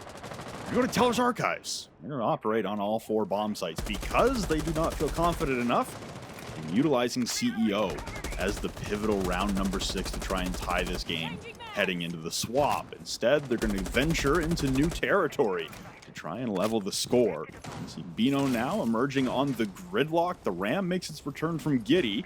And you see a much more soft destruction being brought out in tandem between Adam and Giddy with the Ash and the Ram. Big focus here on establishing top control for CL4L, an opportunity that was not provided to them last time, courtesy of Gunner's flying and immediate exit of the building. Now I think for CL4L, again, very wary of any potential runouts, but Packer onto the Nook means that even though there is a Solus and a Valkyrie and a Pulse-Up, you never might know what Packer is able to do and how sneaky he can be now beginning his journey at the base of the spiral stairs. Packer knew that he should keep an eye on that possible swing from Spirits. Won't happen though. Spirits will take a couple steps back, and so Packer, if he does want to continue that journey, it'll have to be, well, actually some boots on the ground. Well, boots on the rappel, I should say, for Gunner. He's the one to claim that opening kill. Wait, what? Gunner's down below. Where did he get that kill? It wasn't the player on the rappel. Obviously, that was Adam, who died. Up above. Wow. An early entry there attempted from the Ash, and, well, Gunner is there to shut it down. We talked about, well, the success that we've seen from CL4 Life on this entry. Not a situation where they can say that here. Well, deceptively, there's 63 seconds left, and Tristan will approach the janitor closet. Spirits gets another, but Bino on the response. We saw the 5v3 advantage turn to a 4v3 for C9 Beastcoast in the round that just transpired, and now the IQ scanner for Tristan. It's done a lot of good work assessing the position of the Valkyrie cameras, and now shoulder checking might have just saved Hot and Cold's life as the pulse spots the Nook of Packer, but then sprints away from Packer. No visibility from the default camera because of the jammer, and now Bino able to pick up the Hot and Cold that was downed inside of Tellers. Another drone comes out, and Gavini, he's able to stay crouched in behind the desk in open area. 2 attackers on the other side, but a frag grenade as it arrives at his feet. He's able to pick off Bino, looking for even more against the Nook, and he hits the headshot. Just Tristan alone now in the 1v2. The diffuser surrendered inside of open area, and there's no time to recover it. Tristan vaults into the bomb site, but without the diffuser that is necessary to prolong the timer, the clock will strike midnight, and C9 BC have tied the game once again. Well, we've said this so many times now, but Gavini just different right now, stepping up right when his team needs him, and every time it seems like C9 BC go a little quiet, he's the one to step up and just do the damage. We are in a dead heat, though, as we enter a brief tech pause. 3-3 at the half. Great work there for C9 BC to bring it back. Just every single round that we see, CL4L take one while an immediate response is found. And that's been, well, all they need to keep things even. Bank is one of these maps, Flynn, that does typically go almost 50-50. We've seen that here in NA. We've seen that across the world. Arguably, neither team here with the substantial advantage, given that it is tied. But looking at who these teams are and where you think they should be, it really feels like all the pressure lies on C9 BC. They're the team who, well, should win this game. Yeah, I think for the transition from sides, we'll have the side swap here at the conclusion of the tech pause. And I'm very curious to see if we see a very similar storyline and game script to what we saw in Nighthaven Labs, where the basement CCTV lockers is very successful for CL4L on the defense, but they, much like their counterparts, are unable to gather traction elsewhere. You see, not necessarily desperation, but just the need, the desire to have some sort of success in secondary bomb site that feels like home. Teller's Archives is not often the secondary choice, and your next turning point for defensive teams on Bank. But we saw how the open area and CEO defenses went for them. Good starts to rounds. They didn't quite finish the way that C9 BC would have liked, and for CL4L, you gotta feel pretty good about being able to pull back a lot of these rounds where you surrendered multiple opening picks, multiple man disadvantages that have been turned back into even or even favorable positions. So that is impressive and commendable for CL4L, but you gotta imagine you'd love to be starting rounds on a better footing than dropping two players pretty easily. And I think right now for CL4L, if they're able to establish dominance over that opening pick, we could see the reigning major champions in some difficult territories. We get back underway. The conclusion of the tech pause is now approached, and we do see CL4L going downstairs to the basement to begin their defensive stand.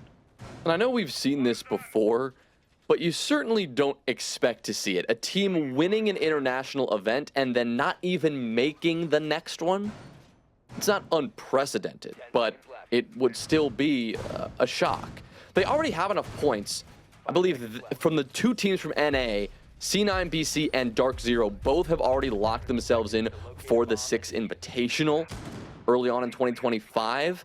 If that is, of course, on the mind of all of these teams, which we know it is. But you better know they want a chance to defend that title, that they want to go to Montreal and make that statement. It's tough not to make it directly there through the closed league phase, but that happens when you walk into 2 best-of-3s in the playoffs and you don't come up with a single map. So clearly, they've been handed another opportunity, and a big one at that. M80 didn't look all that amazing against SSG Academy. They also went to 3 maps. This is truly anyone's game in this LCQ. Did we think that CL4L would be able to take this victory here? I don't think we did. Safe to say that's not what the devs thought. That's not what we gave as predictions beforehand. But now, at this point in the game, it looks like that is very much a possibility. C9 BC, they are the ones who now have to attack. We'll see what kind of tempo they want to set here. Seems like they do want to go a bit more direct rather than going for that full map clear approach, because they are already looking to pressure this site just 1 minute in. Bulletproof camera getting grenaded away as Diffuser carries the frags instead of the often EMPs we see on many OSAs. And we see the OSA deployable shield gets stationed inside of Garage. A power position, establishing dominance over Red with drones coming in, and Spirits on the blitz. Ready to drop through Vault, as like you said, sight direct is the approach most favored by C9 Beastcoast today. And now Spirits gets into high gear. Diffuser collecting from the Garage is able to pick up Adam, and now the flash and the ADS from Spirits. Tristan and Packer, though, on the response, so it's opening picks once again for C9 Beastcoast. But CL4L, they continue to fight and continue to drag rounds back to an equal measure. It's Spirits in the depths of gold, trying to push his way forward, and he's going to lose access to the drone gunner will as well, as the two-round Zoto canister comes out onto the Vault wall, slowing down the progress. And you can see two C9 BC attackers pushing their way up. They've lost Diffuser inside of the Garage, not the case that you need to plant, but the human. The Osa player who was in the Garage has been vanquished, and it's the man carrying the Diffuser, hot and cold on the Twitch, making the backstab in through server. Takes a little while, but he gets there, but not before his comrade of Spirits. The Blitz is taken out of action. The plant being attempted, pulled off of immediately as he's taking damage now from a long-range engagement. And even though Gunner has the cutoff from inside of gold, if this fire persists and if Houghton cannot find a safe haven to get the bomb down, with all these Goyo canisters that were not addressed previously, Houghton's going to be in for a world of hurt. Down to 14 HP amidst even more smoke is beginning to plant up against the chassis. The Nitro Cell comes in, but it's Packer through the midst of the smoke. He's pierced through the darkness, and it's CL4L once again winning on a basement defense. That's got to be one of the most composed, calm defenses you could ever imagine after the way that execute began.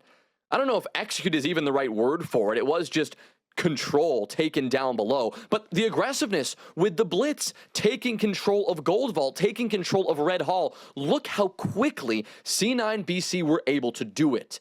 But guess what? CL for Life did not panic. That is the most important part of that round. They didn't go, oh my gosh, they're in Gold Vault, guys. We have to deal with this right away. You had somebody take the gunfight. I mean, you have to. But then they methodically work their way back in. Packer and Tristan, they didn't step up and get active until that diffuser was going down. They relied on that utility. They knew they had the Vulcan fire. They knew they had the control they needed, and it is heartbreak. You saw it there for C9 BC. So much early control.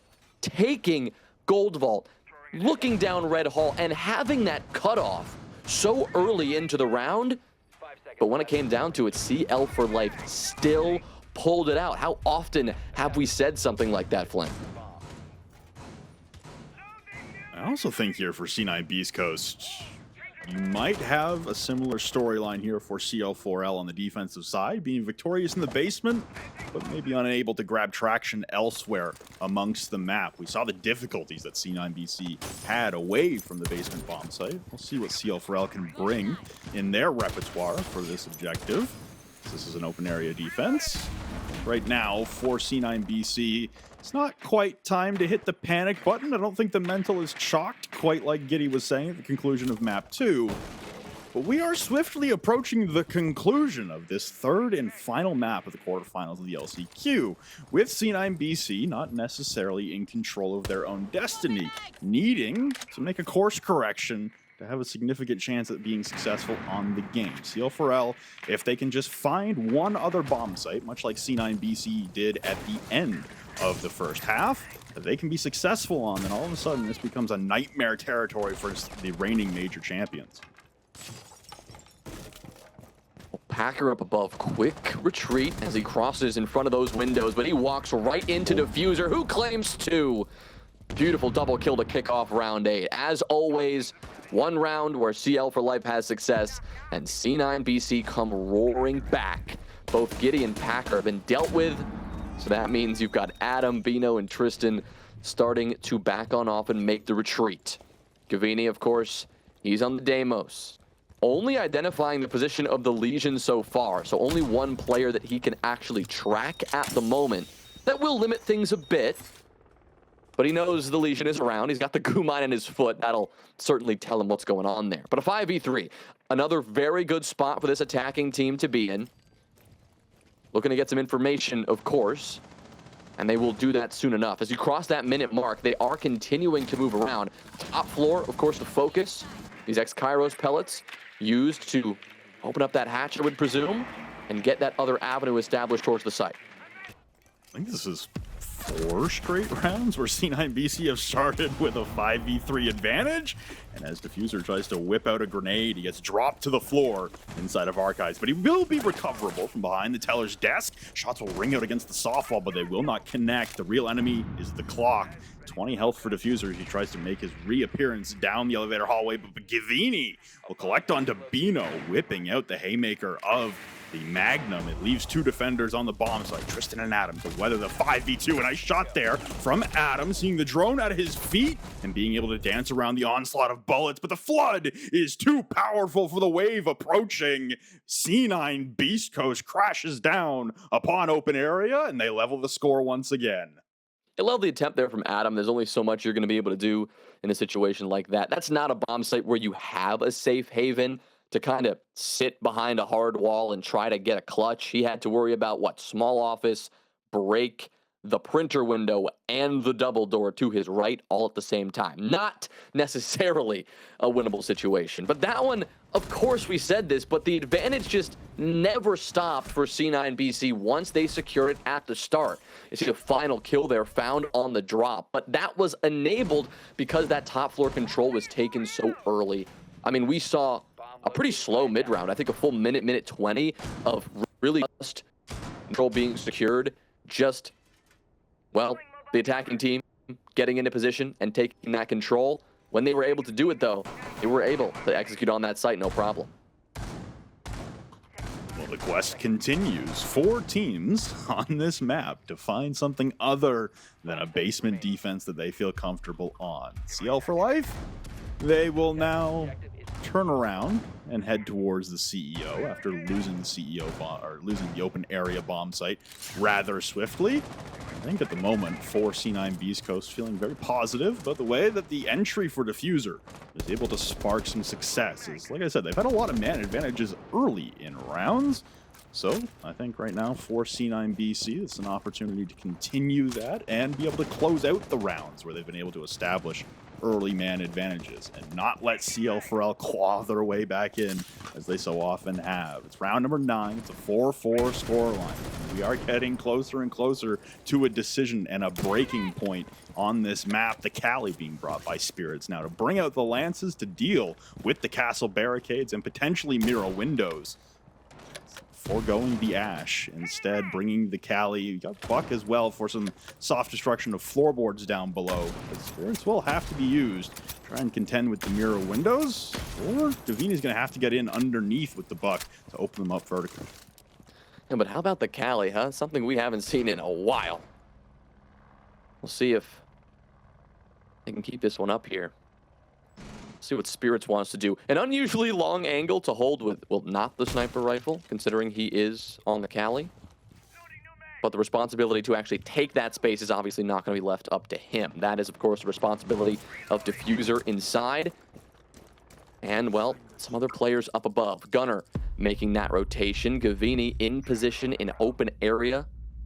And now with Bino being spotted out, thanks to that Deathmark tracker, we'll see if C9 BC can actually capitalize on that information. A much slower start, of course, compared to last round where C9 BC started it off with 2 back-to-back kills. This time it'll take a little longer, but they will eventually get the down. And there's Spirits with the finisher on Bino to kick things off. Yeah, Bino not long for this world as he tries to persevere inside of the janitor closet. He's being actively tracked by the Grimbees. He's being pressured from down below by Diffuser with the Vendetta.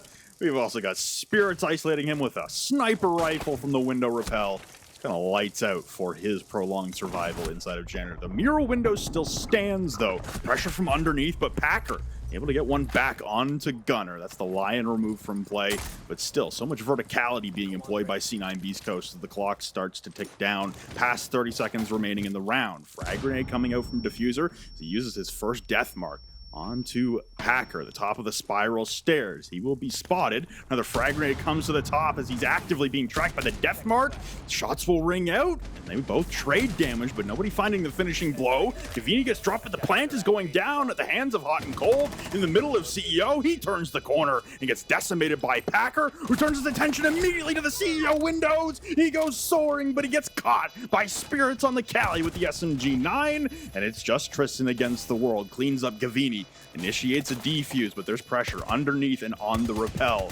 Both have the crossfire shots down through the floor onto diffuser from Tristan. Drops it down to the 1v1, attempting the stick, but the rappel was always going to have the superior angle. And that is C9 Beastcoast once again establishing the lead.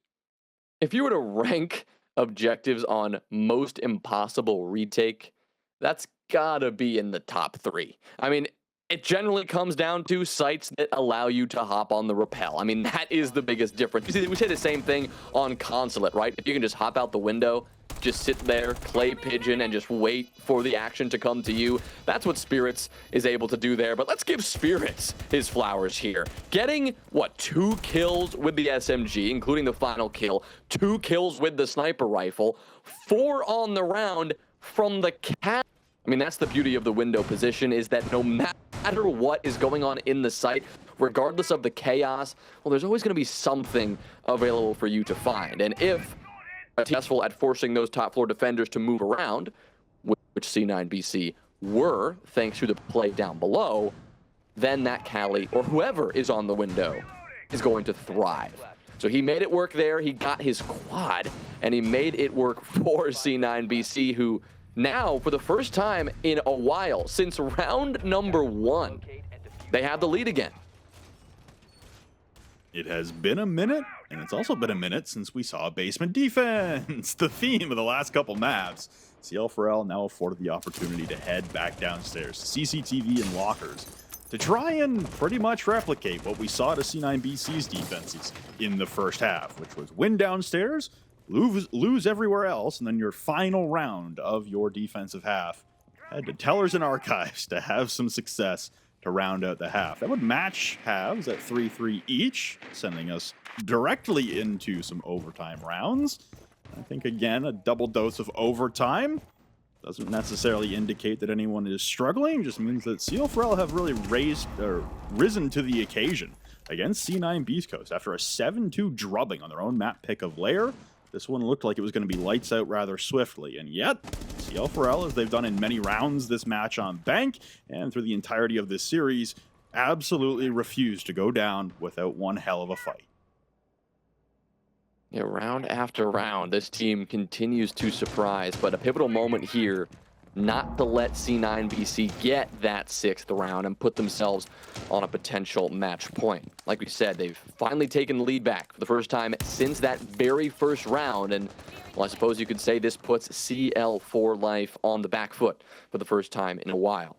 X-Kairos pellets here on the hatch into CCTV will be slightly delayed, of course, as we will see the Zoto canisters working well.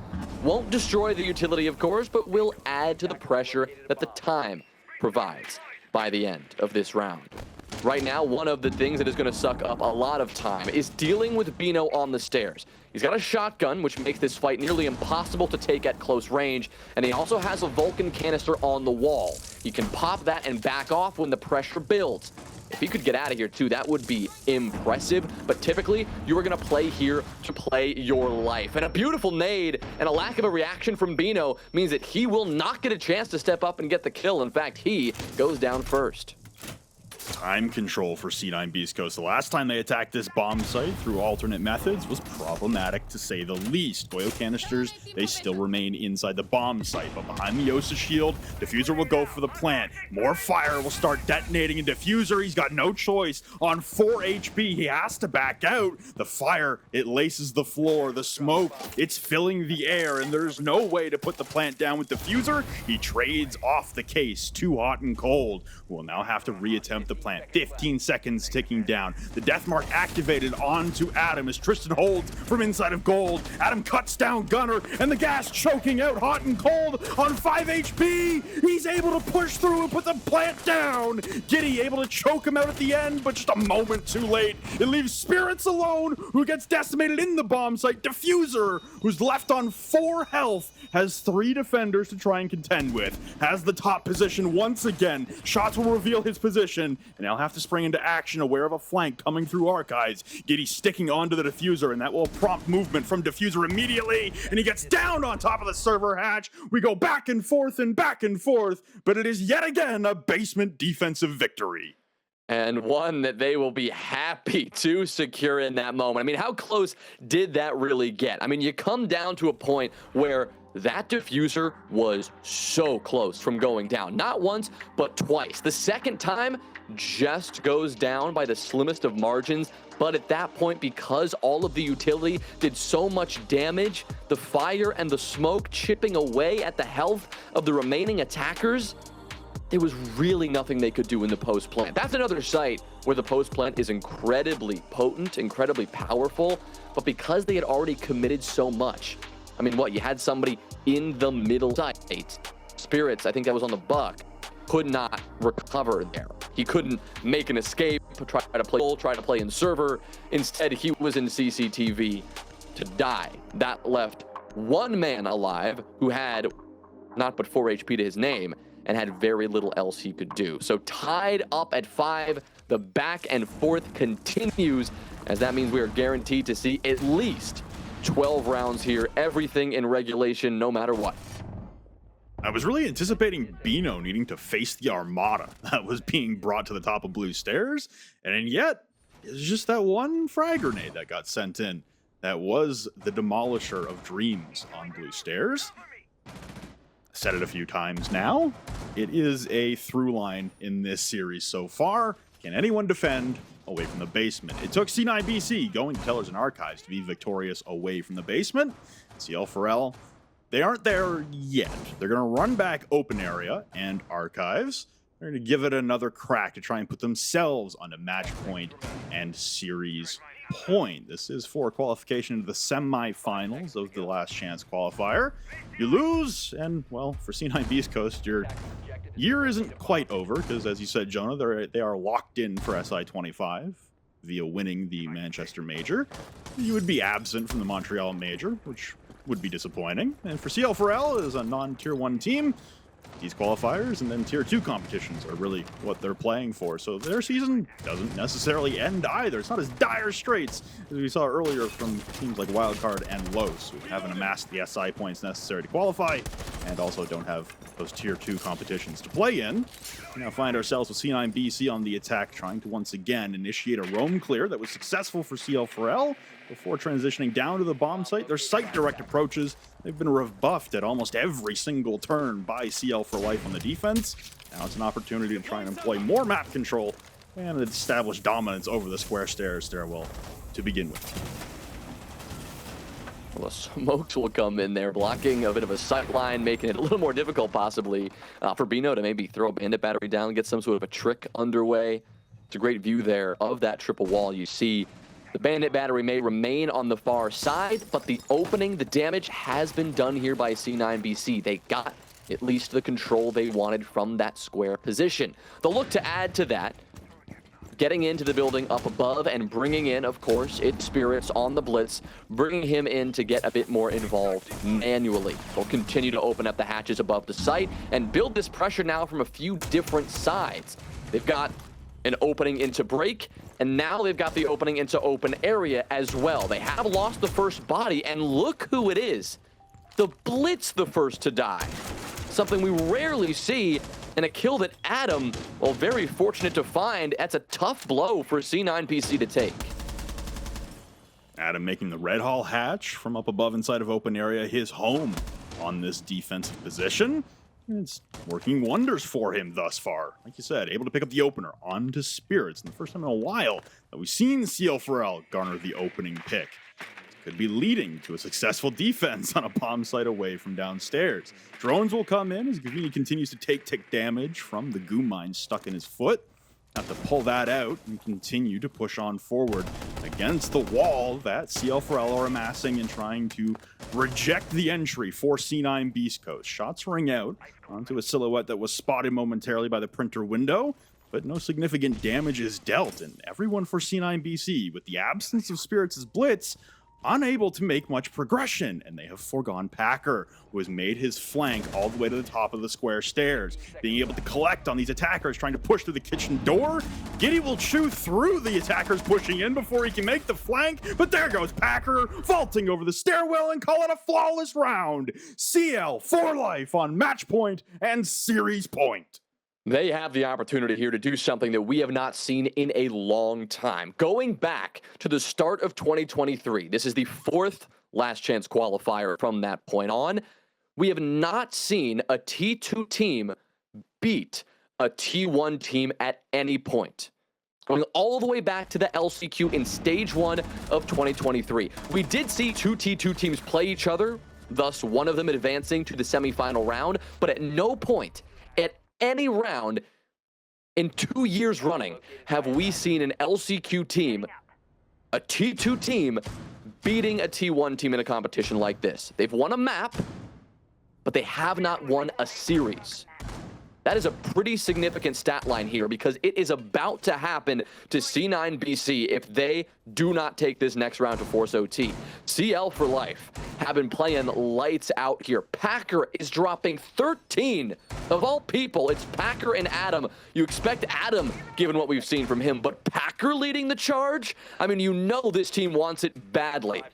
And they, with a flawless round, will put themselves on match point. Still a lot of LCQ to play after this. Not give them a spot in the major. There are still semifinals. There are still grand finals. Only one team will come out of this with that fourth and final North American berth to Montreal. But regardless of what they do after this, if CL for life could win this round here, it's not unprecedented, but at least the last 2 years running, we have not seen this happen. Been a while since we've seen the likes of T2 teams going through a qualifier or winning a minor event to be able to qualify for a major, much like we saw majority in 2019. But there are some other notables like Makers at the SI that they qualified for, I believe, in 2022. I think right now for Packer, attempting to bandit trick the elevator hallway. From inside of elevator as well, he's able to withstand the frag grenades that come soaring upwards. The grid tracks, they get launched immediately by Diffuser, but didn't sound like many of them got to expand before they were removed from play. So all of a sudden, CL4L in the first minute of this round, rejecting a lot of the intended advances, and yes, those bandit batteries will persist onto the elevator hallway, which means that's one less avenue that C9 BC will be able to open up with their myriad of hard destruction operators to try and quell any rotations from the CL4L defense. Another stat line we've talked about, the entry. It has not gone well for CL4L for the most part. A chance here to remedy that with 2, but instead, Diffuser rolling himself in and taking back-to-back kills. Packer and Tristan just sprawled out of the floor in front of him. We've seen this from C9 BC so often. Their ability to get in the building and get that first only 3 times out of the 6 rounds that CL4L have won. Or rather, 3 times at all this map has CL4 Life won that open kill, and that pattern will not change here on match point. They're still going to be on the back foot, and if they want to win in regulation, well, now it is a 3 versus 5, a 3 versus 4, as Giddy will take care of Diffuser, the very man who started things off for C9 BC.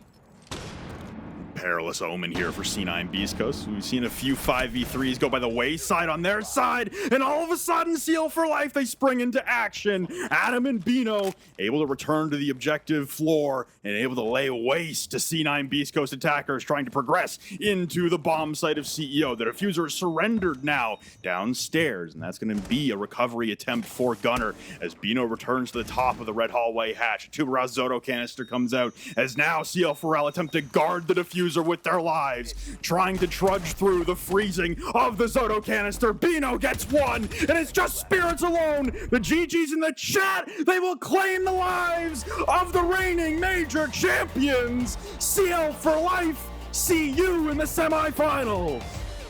Unreal. Look at Packer taking it all in. Deservingly so.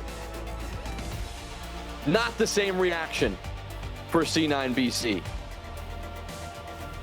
Cameras off, getting out of the lobby as quick as they can. But for, oh my goodness, but for this T2 team, for CL4 Life, well, I don't know. This is their statement to say, hey, bring relegation back, guys. We are better than you.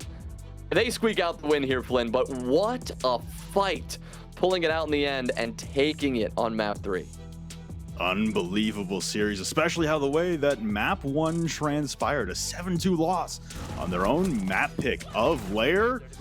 Quite the run back for CL4L, and we say goodnight to C9 Beastcoast. Don't go anywhere, though. On the other side of the break, we'll have the desk's reaction to the reigning major champions falling.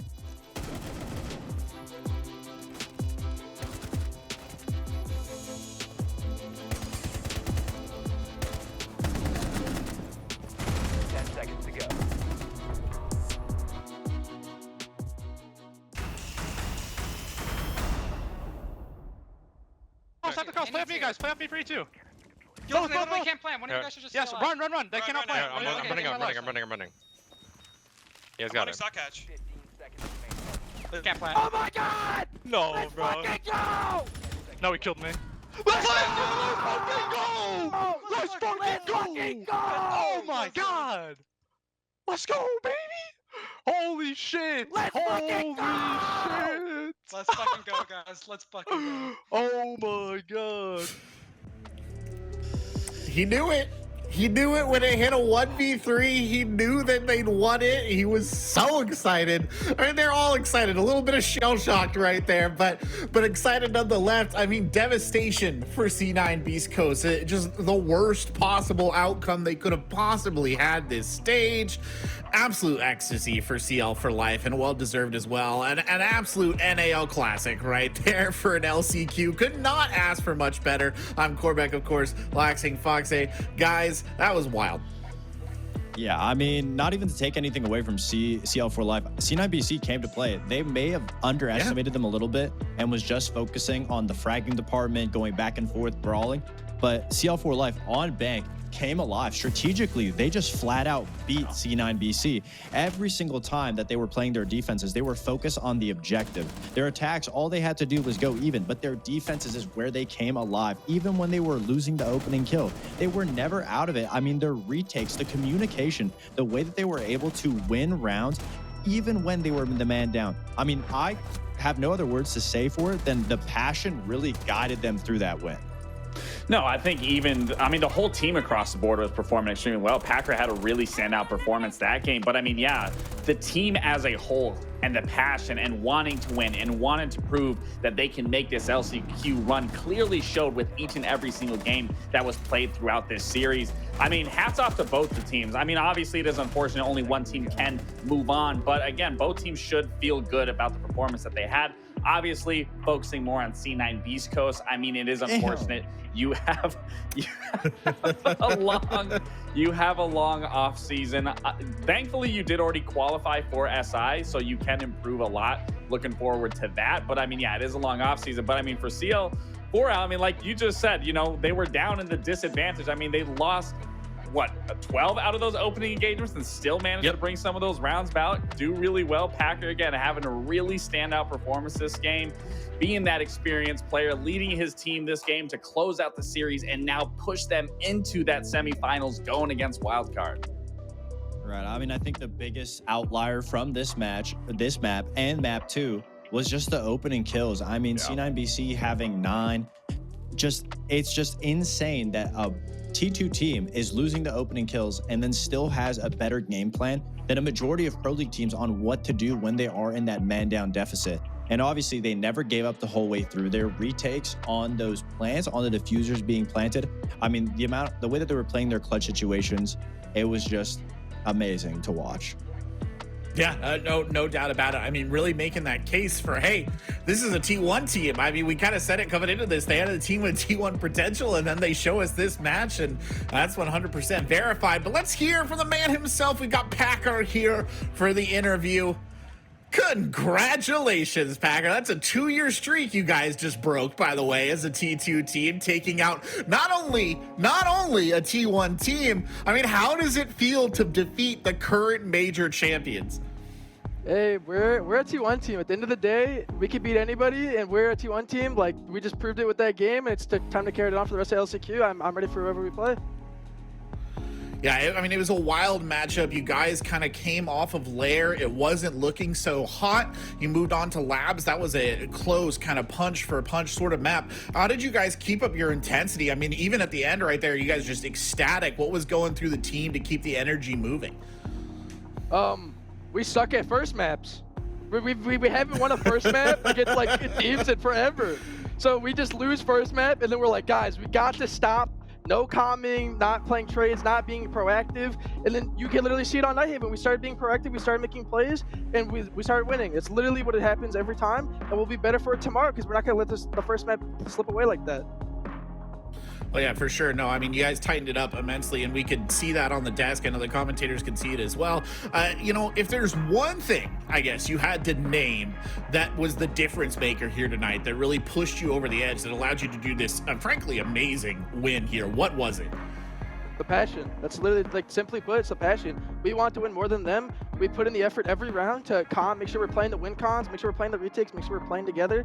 And literally, maps 2 and 3, you can see the difference. We are a better team than them. They're major champs, but we're better than that at the moment. Yeah. No, I mean, you showed up tonight. There's no doubt about it. I mean, even that last round, an amazing kind of retake coming back from under the gun like that.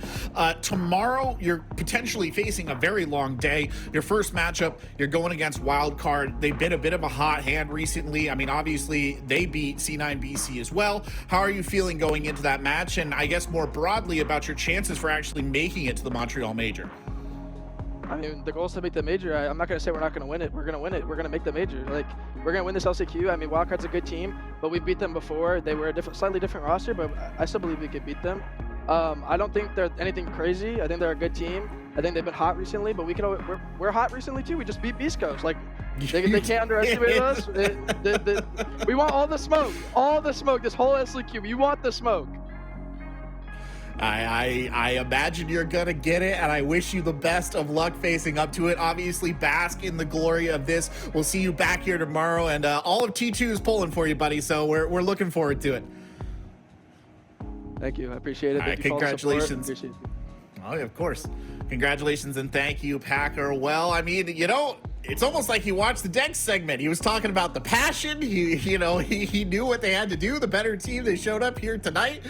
You love to see the energy. I mean, because for him, what is that, 1 o'clock in the morning if he's on the East Coast right now? And that man is still a live wire. I don't know how he's going to get to sleep tonight.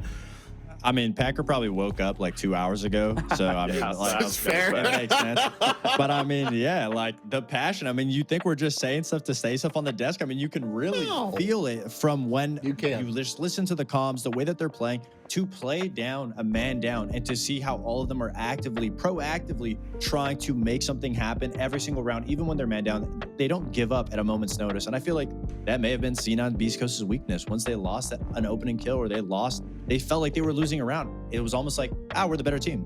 We'll get the next round, until there was no more next rounds to get. And I mean, obviously, it's intoxicating to watch this team. I hope they can really keep up that pace, because Wildcard looked also very dominating today. So I would say, I was literally thinking before this game, if Cloud9 Beastcoast goes up against Wildcard, I was going to predict Wildcard to win. So now the story's a little different, I guess.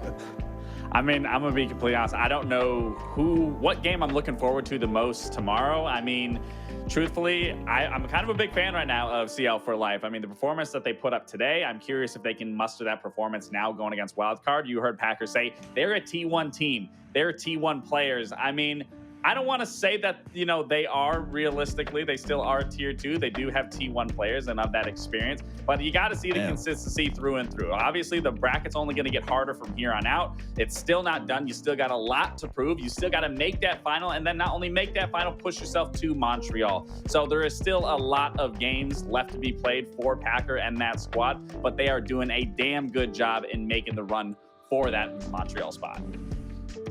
They certainly are. Well, Los and C9BC are out of the LCQ. 4 teams remain, which means tomorrow we will have 3 games. And at the end of it all, we will have one of these teams winning the LCQ and going to the major. It all starts with M80 versus Oxygen at 6 p.m. EST. But for now, we need our rest. I'm sure you do too. So it's time to say goodbye. A big thank you to our casters, Jonah, Carter, and Flynn, our analysts, Gabe and Davide, and all our production crew for making this happen. And of course, from all of us here on the NAL broadcast team, thank you for watching and have a wonderful evening.